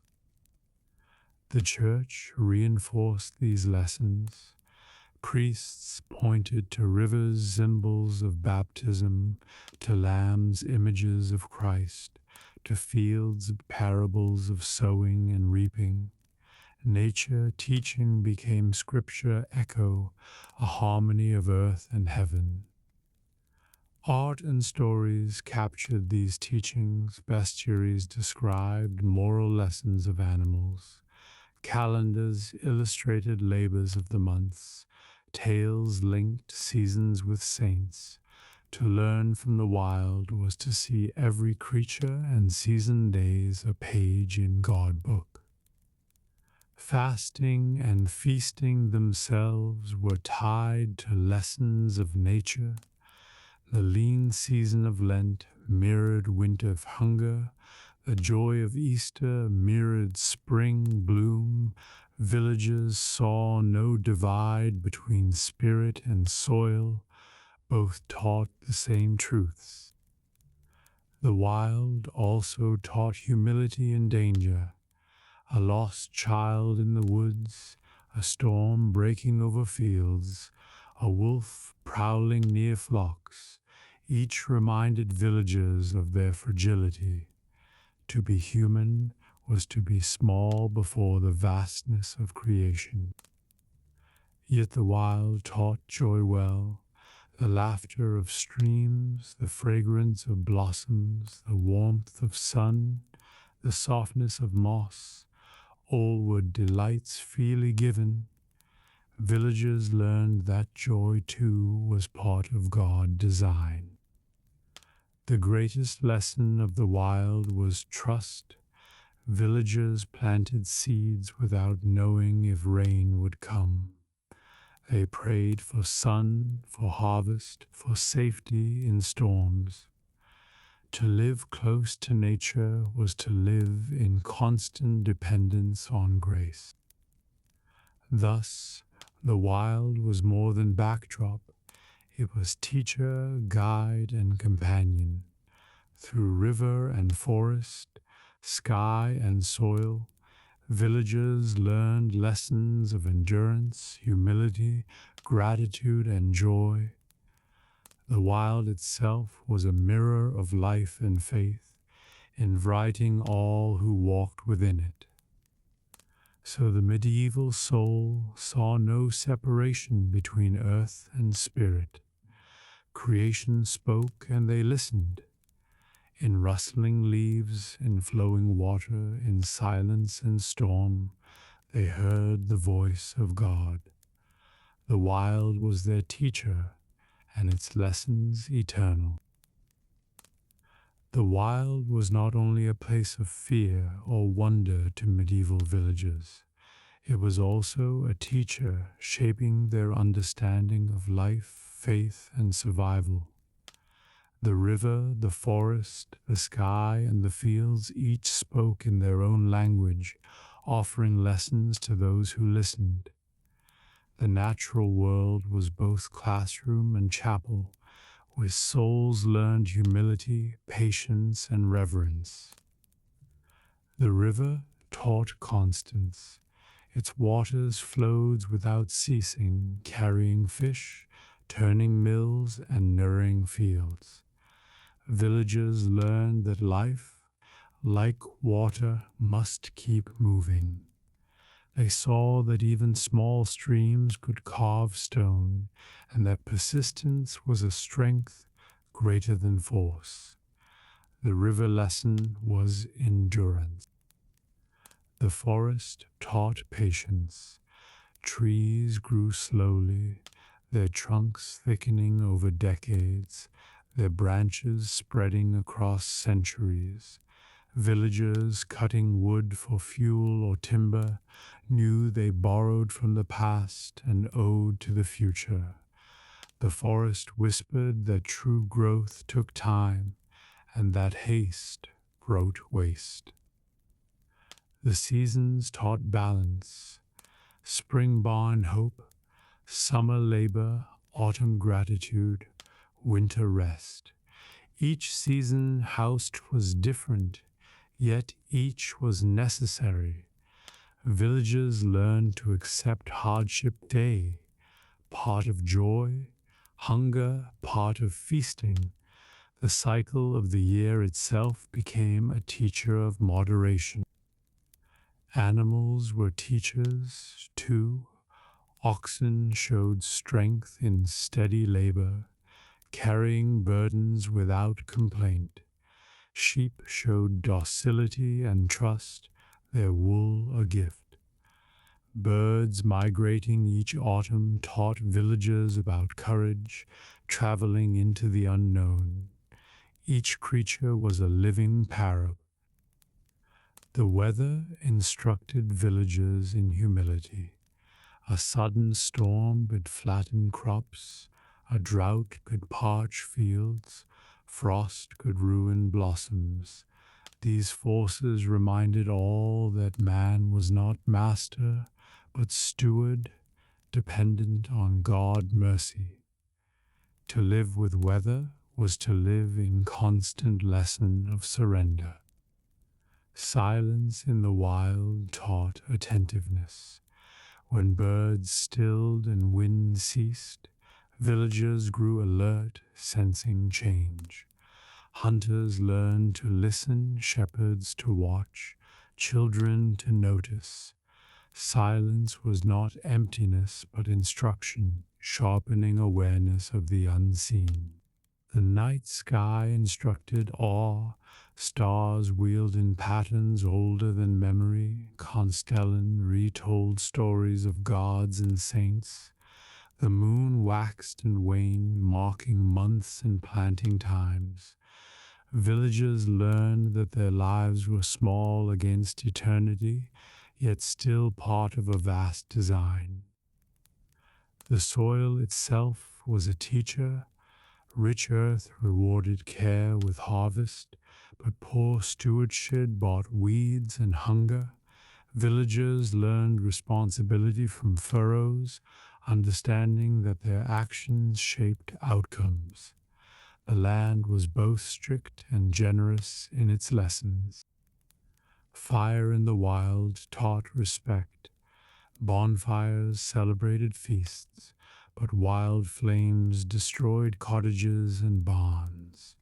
Children learned quickly that flame was servant, only when carefully tended, but master when neglected. Fire, dual nature, taught caution and reverence. Water taught adaptability. A river would nourish, but also flood. Streams quenched thirst, but could sweep away bridges. Villagers learned to bend with change, to guard against pride, and to adapt like reeds that swayed but did not rake. The forest animals carried moral lessons. Foxes embodied cunning, wolves ferocity, deer gentleness, and bulls stubborn strength. Stories and fails grew from these traits, teaching children virtues and warnings. The wild became a book of allegories written in fur and fang. Mountains and hills taught endurance. Pilgrims climbing steep paths learned perseverance. Each step a struggle, shepherds knew hardship in rocky pastures. The lesson was clear. Faith, climbing, required effort, and the summit was worth the pain. The changing of light taught impermanence. Dawn broke into day, twilight fell into night. Shadows lengthened, colors shifted, and villagers learned that nothing stayed fixed. Life too passed quickly, and time was precious. Forest poured shelter. In summer they offered shade, in winter fuel. Children playing beneath trees learned comfort in their embrace, just that adults knew reliance on their wood. Trees stood and boast guardians and givers, and writing that protection came through sharing. Wind taught unpredictability. Breeze cooled fields, carried seeds, and turned mills. Yet storms tore roofs from cottages and branches from trees. Villagers learned to accept change, the inevitable, to prepare yet never presume. Animals in fields instructed vigilance. A hawk circling reminded shepherds to guard flocks. A sudden silence of birds warned hunters of danger. Each sign was a lesson, teaching villagers to watch and learn from creation. The cycle of hunger and plenty was a stern instructor. Winter scarcity taught thrift. Spring first greens taught gratitude. Summer abundance taught labor. And autumn harvest taught humility. Every stomach learned what sermons alone could not. The sea, for those who lived near it, was the harshest teacher.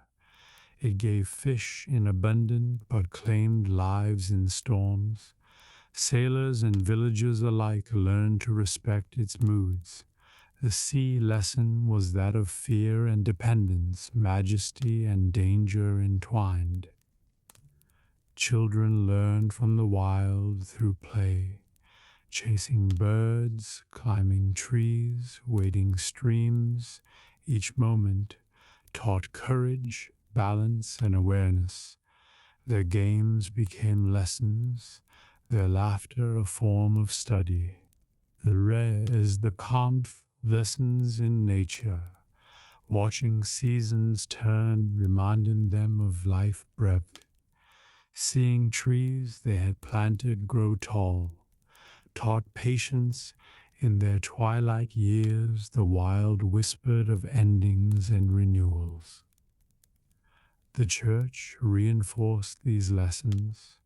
Priests pointed to rivers, symbols of baptism, to lambs, images of Christ, to fields, parables of sowing and reaping. Nature teaching became scripture echo, a harmony of earth and heaven. Art and stories captured these teachings. Bestiaries described moral lessons of animals. Calendars illustrated labors of the months. Tales linked seasons with saints. To learn from the wild was to see every creature and season days a page in God book. Fasting and feasting themselves were tied to lessons of nature. The lean season of Lent mirrored winter hunger. The joy of Easter mirrored spring bloom. Villagers saw no divide between spirit and soil. Both taught the same truths. The wild also taught humility and danger. A lost child in the woods, a storm breaking over fields, a wolf prowling near flocks, each reminded villagers of their fragility. To be human was to be small before the vastness of creation. Yet the wild taught joy well, the laughter of streams, the fragrance of blossoms, the warmth of sun, the softness of moss. All were delights freely given. Villagers learned that joy too was part of God's design. The greatest lesson of the wild was trust. Villagers planted seeds without knowing if rain would come. They prayed for sun, for harvest, for safety in storms. To live close to nature was to live in constant dependence on grace. Thus, the wild was more than backdrop. It was teacher, guide, and companion. Through river and forest, sky and soil, villagers learned lessons of endurance, humility, gratitude, and joy. The wild itself was a mirror of life and faith, inviting all who walked within it. So the medieval soul saw no separation between earth and spirit. Creation spoke and they listened. In rustling leaves, in flowing water, in silence and storm, they heard the voice of God. The wild was their teacher, and its lessons eternal. Nightfall transformed the medieval world. When the sun sank and shadows deepened, The wild became something different, darker, quieter, yet alive with hidden voices. For villagers, to step into the wild at night was to enter another realm. Familiar paths grew strange, forests whispered with mystery, and stars stretched above a vast cathedral. The night carried both fear and wonder, teaching lessons that daylight could never show. The silence of night was never complete. Owls hooted from barns, foxes barked in fields, wolves howled from distant woods. Each sound pierced the stillness, reminding listeners that they were not alone. Children, huddled by hearths at such cries, half afraid, half thrilled, imagining creatures moving unseen beyond their cottages. In the forest, night brought transformation. Trees loomed like giants, their branches shifting in the wind. The same grove that by day felt safe became mysterious by moonlight. Hunters knew the danger, moving cautiously, for roots, shadows, and unseen eyes could undo them in moments. The river reflected moonlight like liquid silver. At night, its voice seemed louder, its ripples brighter. Villagers crossing by ferry clutched lanterns close, watching light dance on water. The river song was both lullaby and warning, whispering of unseen depths. Stars filled the heavens without competition from fire or lamp. The Milky Way arched across the sky. Constellans sparkled and the moon bathed fields in pale glow. Villagers often paused in awe, forgetting cold or hunger, marveling that the same stars watched over kings and shepherds alike. Children knew night a time of stories. Elders told tales of saints driving away demons, of spirits wandering fields, of miracles beneath moonlight. Each story explained the strange noises and deep shadows, turning fear into meaning, mystery into memory. Pilgrims traveling after sunset learned caution. Roads grew dangerous, thieves hid in shadows, and wolves prowled near woods. Yet pilgrims also found wonder in candlelit chapels glowing faintly in darkness, beacons guiding them to safety. The night was perilous, yet filled with grace. The night was also a time of prayer. Monks rose in cloisters to sing matins, voices echoing in dark stone halls. Their chants rose like stars themselves, sanctifying hours when most slept. Villagers believed those prayers kept the night at bay, warding danger and blessing the world. Lantern light in villages carried comfort. Candles flickered through shuttered windows. Oil lamps burned before roadside shrines. A still flame seemed precious against vast darkness, reminding all that even the smallest light could push back night. In winter, nights stretched long and villagers spent hours by the hearth. Families that close, spinning wool, mending clothes, and telling tales. The crackle of fire became the music of the season, its glow the heart of every home. The forest at night carried legends. Villagers spoke of fairies dancing in moonlit glades, of green men wandering among trees, of spirits guarding hidden wells.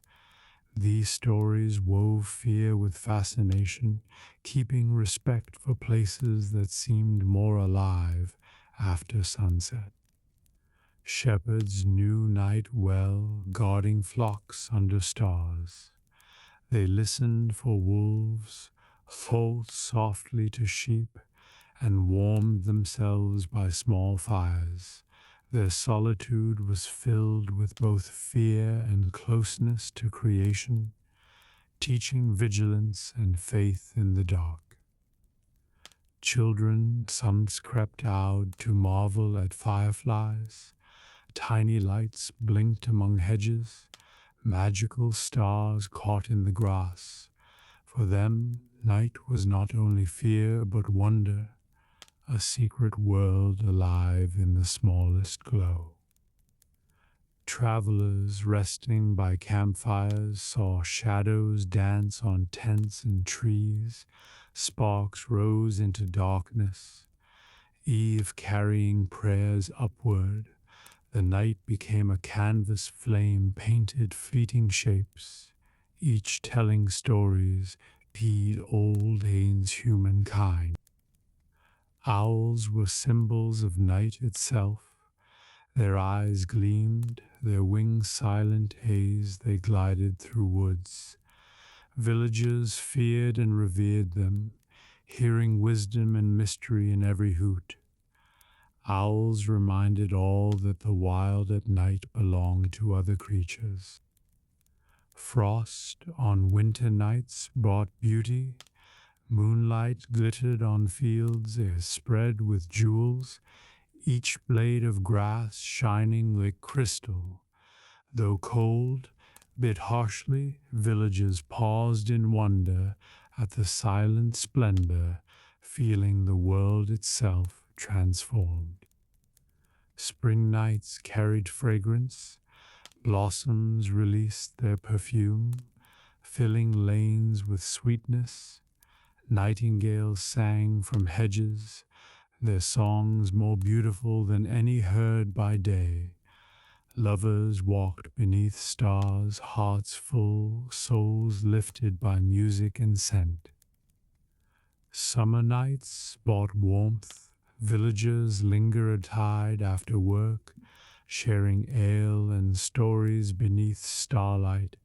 Children dozed in parents' laps, lulled by crickets and distant pipes. The night became mid-extension of day, but gentle, softer, touched by peace. Autumn nights carried smoke, fires burned in fields, drying grain or clearing stubble. The air was rich with scent, the glow visible for miles. Villagers felt safe seeing such fires, knowing labor continued even under stars. Moments of fear were sharp at night, a sudden rustle, a snapping twig, a cry in darkness, each stirred hearts. Yet fear itself taught caution, reminding villagers of their limits, keeping them humble in creation. Night was also the realm of dreams.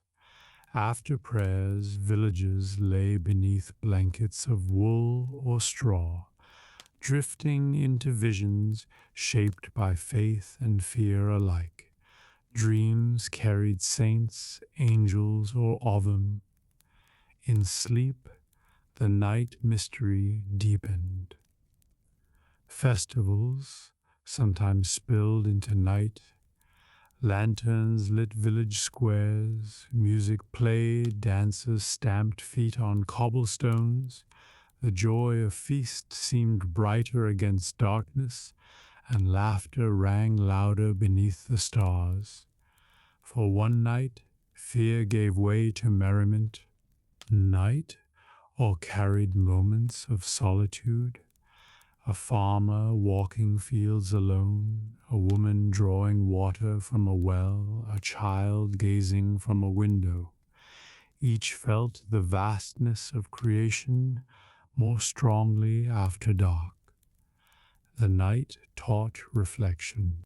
Moon phases guided villages, full moons lit paths, safe for travel. New moons left the world black, filled with unease. The waxing and waning rocked time, a clock written across the heavens. Even clouds at night taught lessons. When they drifted across the moon, shadows shifted and the world tayed. Villagers learned that light was never constant, yet always returned, just as faith endured through doubt. Children feared night, but also grew brave within it. Each step sighed, each sound endured, each story heard became training. Night shaped courage gently, teaching strength through small encounters with fear. The sick and elderly found night longest. Pain deepened, rest grew harder, silence pressed heavy.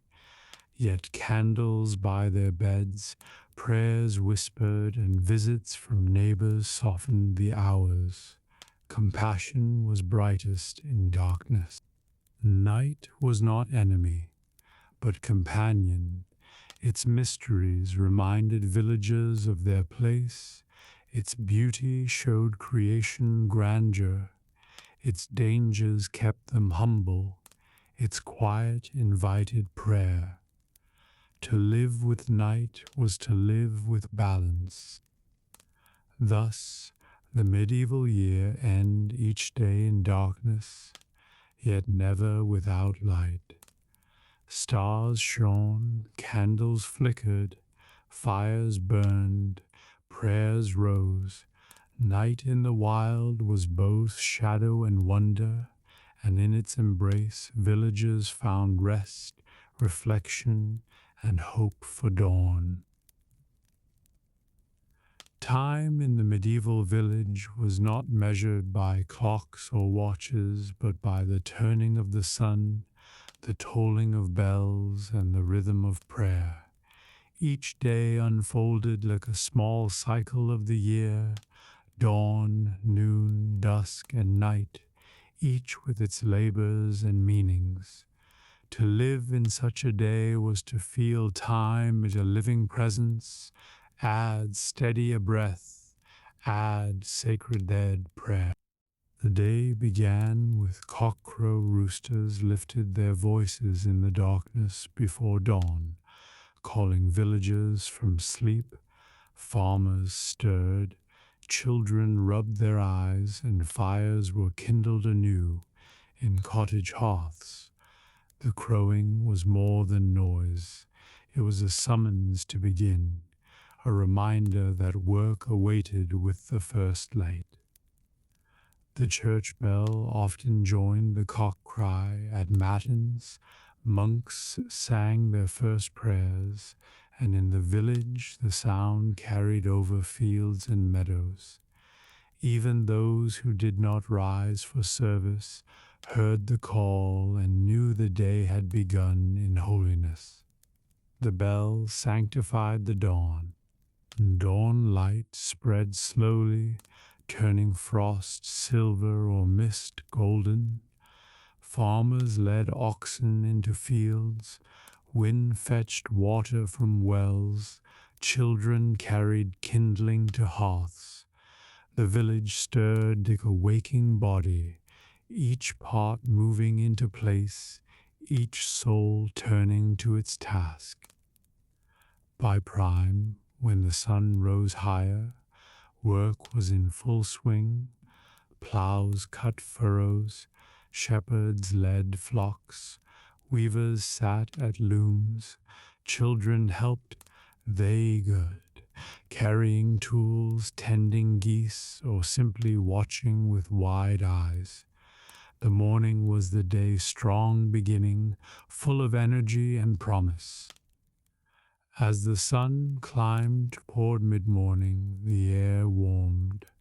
Songs rose in fields, hammers rang in workshops, and smoke drifted from cottage chimneys.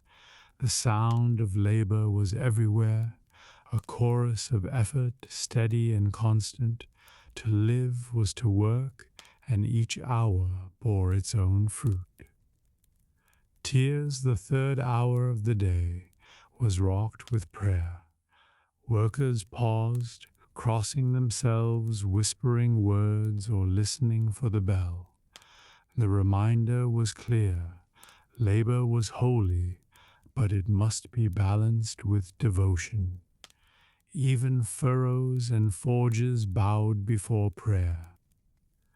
As noon approached, fatigue set in, sweaty faces gleamed, backs bent, and stomachs rumbled. The sun stood high, casting short shadows across the square. This was the hour of dinner, the main meal of the day, when families begged for bread, cheese, ale, and perhaps pottage or fish. Children ran eagerly to tables. Laughing, they dipped bread into broth. Elders stretched weary limbs, grateful for the pause.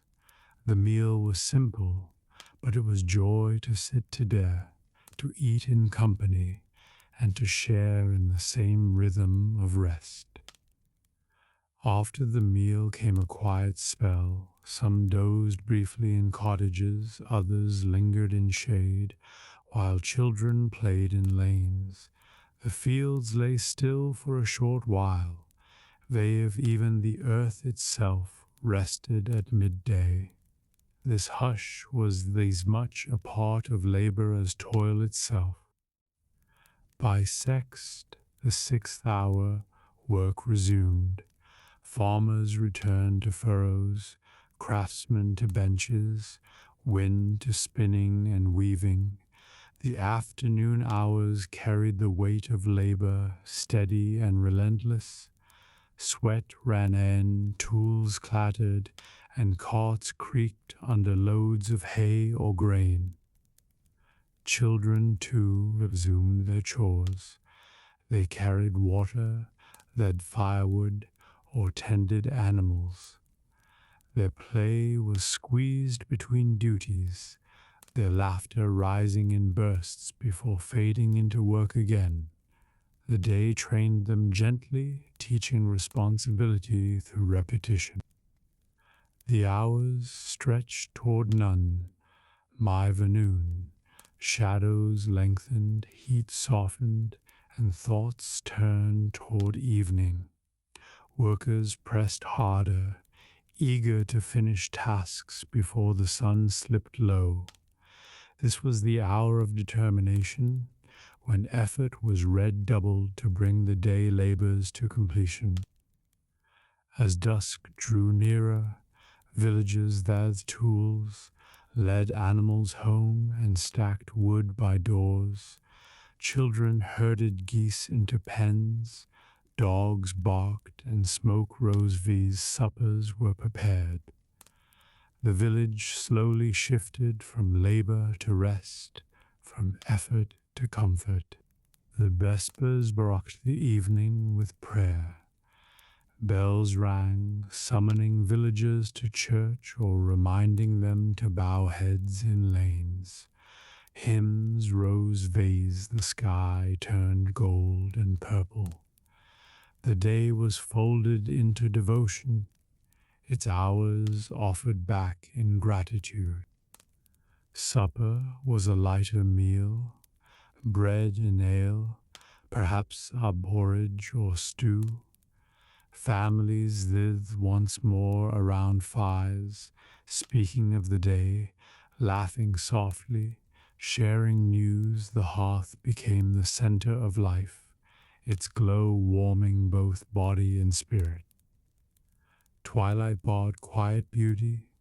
Children played a little longer in the fading light. Elders sat at doorsteps watching shadows stretch. Birds returned to roost. Cows lowed in barns, and the air cooled. The world seemed to sigh, content with the turning of the day. By complet, night had fallen. The last prayers of the day rose, candles flickered, and silence settled over the village. The world seemed to pause, waiting for rest. Each soul whispered thanks, seeking safety through darkness until dawn returned once more. Night deepened, bringing stillness. Cottages glowed faintly from within, but outside the lanes lay dark, save for moon and stars. Dogs barked at distant sounds, owls hooted, and the village slept. The day was done, its lessons complete. The rhythm of hours taught order, dawn for beginning, noon for sustenance, dusk for closing. Each time had its purpose, its labor, its joy. To vow these hours was to feel guided, carried along by a steady current of time. Children grew up within this rhythm. They woke at cockcrow, ate at noon, prayed at bells, and slept at curfew. Their bodies learned the pattern, surely they their minds, until time itself felt like a second heartbeat. The church sanctified the day with its prayers, matins in darkness, loads at dawn, prime in morning, vespers at dusk, compline at night. Each prayer wrapped the day in holiness, making every hour a thread in the fabric of devotion. Farmers watched the sun bear clock. Shadows told them when to sow, when to rest, when to gather. Their eyes needed no dials, the sky itself was their timekeeper, steady and unerring. Mothers kept time by tasks, bread rising in the morning, wool spun in the afternoon, stew simmering by evening. Their work rocked the hours, reliable any bell or cockcrow. Children worked time by games and chores. Morning meant helping in gardens, afternoon meant fetching water, evening meant listening to stories. For them, the day was measured not in hours, but in moments of laughter and duty. The turning of the day mirrored the turning of the year. Dawn was spring, noon summer, dusk autumn, night winter. Each day was a small cycle, teaching that life itself was but a larger day beginning and ending in God light. Thus the medieval villager lived not by numbers on a dial, but by sounds and sights, the crowing of cocks, the tolling of bells, the slant of sun, the glow of stars. The day was alive, and its hours were companions, each with its own lesson. When sleep came, villagers rested in trust that the cycle would continue. Dawn would vow night, light would vow darkness, and the hours would once more unfold. The day was never lost, it was always renewed. The medieval soul looked upon the world and saw a wheel turning, seasons circling the fields, feast days circling the church year, births and burials circling the village green. Time was not a straight road, but a round dance, in which endings folded into beginnings. To live well was to step in time with that music, steady, patient, hopeful, and to trust that every winter held a hidden spring. They learned the pattern first from the land. Seeds vanished into furrows and rose again, and bred lambs stumbled into life. and grew sturdy beneath summer sun. Leaves tiddled and fell, then returned tender green. The earth wrote its promises plainly: loss and renewal, hunger and plenty, dark and dawn. In watching the fields, villagers learned to read their own days and to bear them with a quiet, practiced courage. The church taught the same lesson in a different tongue. Advent hush prepared hearts, Christmas burst in light, Lent thinned the body, Easter filled it with joy, Pentecost sent courage into ordinary hours, and the saints paced the months like friendly milestones. The wheel turned, and in turning it sanctified the year. Time was no longer empty passage, but a circle warm with prayer. Birth opened the circle, midwives moved softly, water warmed by the hearth, linen laid raid. The first cry broke the stillness like a bell. Mothers wept, fathers smiled, neighbors listened through thin walls for the sound that meant life had entered again. The baby was carried to the font, and water sealed a promise. You belong to this circle, and the circle belongs to God. Childhood learned the wheel by play and core. Spring meant flowers for the virgin, summer meant geese to mind and berries to gather. Autumn meant gleaning, winter meant stories and spinning by firelight. The year grew inside a child like a map, each season a room bright with memory. In time, the child would walk those rooms by habit, at peace with the turning. Youth bit its pace at the plough and the loom, the forge and the oven. Hands hardened, backs learned the ache of labor, and the taste of bread grew dear. Love found two people under blossoms or beside a well, and vows were spoken before the altar. To marry was to enter the great wheel together, to bind one help to another through the long round of years. Harvests and households flourished and thinned. Some years barns were full, in others the latch lifted on emptiness. Children lived and grew, others were laid in earth too soon. In every joy was a shadow, in every sorrow a thread of lie.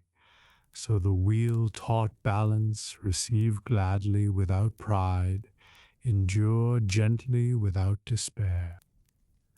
Old age arrived, evening eyes dimmed, hands shook, steps shortened along familiar lanes. Yet elders knew the map of the year better than any, when to sow and when to wait, when to speak and when to be still. Their counsel was a winter fire, small, steady, sufficient. In their presence, the village remembered that the end of day can be the kindest light. Death completed the circle without breaking it. Bells tolled slowly, neighbors ceased their work. Candles were set at the head and feet. The body lay in the church weighed. It had been baptized, married, and blessed. Prayers rose, simple and sure. In the churchyard, spades bit the earth, and a final sign of the cross stitched heaven to soil. The village went home in silence, and the world kept turning. Grief found its place within the wheel. All Souls candles flickered in windows, and names were spoken softly phase, if the air itself remembered. Sorrow did not vanish, but it learned to walk beside labor, feast, and sleep. The circle made room for mourning, and in making room, it gentled the ache. The river taught the village how to accept return. Snowmelt swelled it in spring, heat dwindled it in summer, rain swirled it brown in autumn, frost stilled its edges in winter, yet always it ran, always it spoke, always it came back to itself after trouble. So too did human hearts, if they were given time, silence, and mercy. The forest spoke of time slower than breath. Saplings remembered storms that elders had forgotten. Oaks stood like patient chronicles ringed with centuries. Children leaned against trunks and felt a steadiness older than their village. From trees they learned that what is slow can be strong, and that waiting is a kind of wisdom. In weather the circle turned quickly. A clear morning veiled cloud, a black sky broke into sun, wind rose and then fell, to a quiet that held breath. Villagers learned to labor under change without complaint. If rain fell on the wrong day, they tightened cloaks and sang while they worked. The wheel act for suppleness well as strength. Feast and fast formed a smaller circle within the year. Hunger sharpened, gratitude plenty, taught generosity. The tale held both lessons.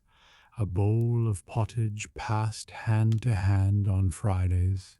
A board groaning with meats at Easter and Christmas. The mouth learned what the soul believed, that joy is brighter when it follows want, and that generosity is the proper answer to abundance. Time itself seemed layered, not thin like paper, but thick like a loaf. Beneath the day crust lay yesterday crumb, and deeper still the leaven of old years.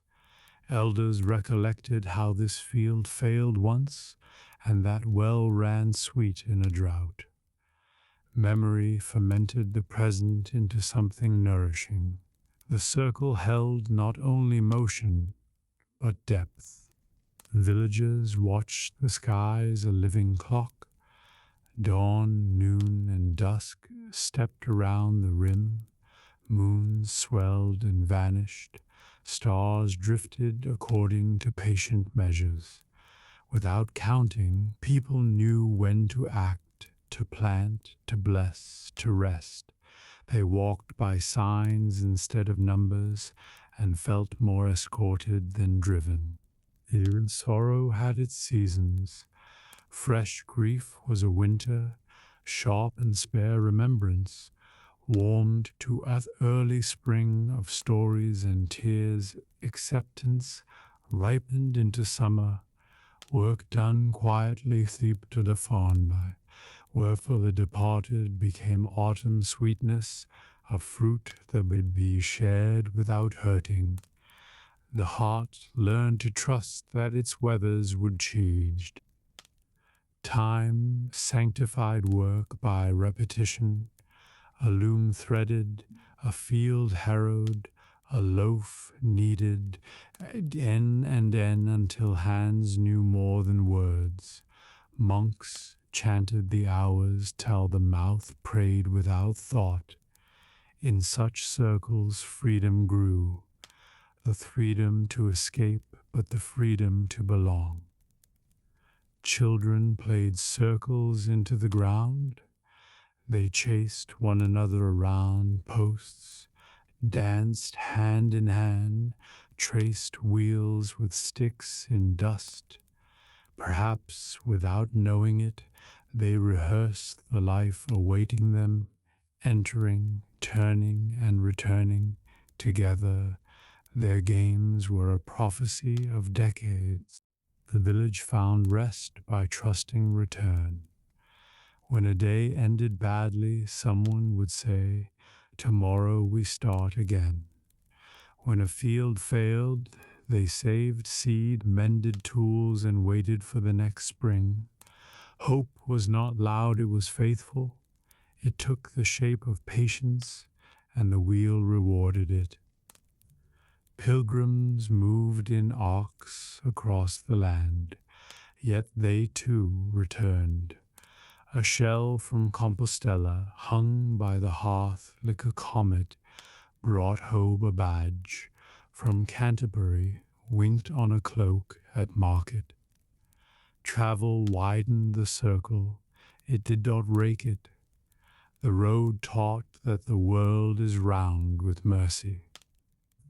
Crafts mirrored the cycle. A potter turned his wheel and lifted a vessel from spinning clay. A cooper bent staves into a ring. A blacksmith shaped iron into a circlet for barrels, or a hoop for a cart wheel.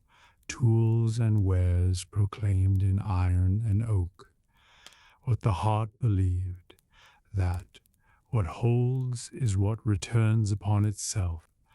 The body followed cycles the fields did, waking and sleeping, hunger and satiety, strength and weariness. The flesh had its tides, and wise folk worked with them. A nap after noon was not laziness, but obedience to the sun. A longer rest at winter height was not idleness, but concord with the dark.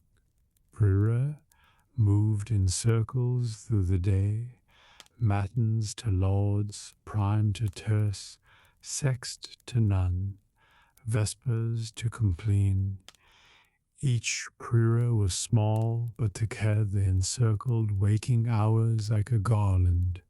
To this one was not disaster, to keep them long was to wear a crown of time. Even language recorded the wheel, old proverbs turned upon themselves, as the day, so the year, after rain, clear soft in hope, reap in patience, words moved seasons, inthi reminder returned, elders spoke them, children repeated them, and the sayings settled in hearts like seed in tilled ground. The village measured not how far it had gone, but how well it had turned. Did Dee eat? Were feasts kept? Were fields respected? Neighbors forgiven? Graves remembered? These were the true distances, not miles, but mercies. A good year was one in which the circle held.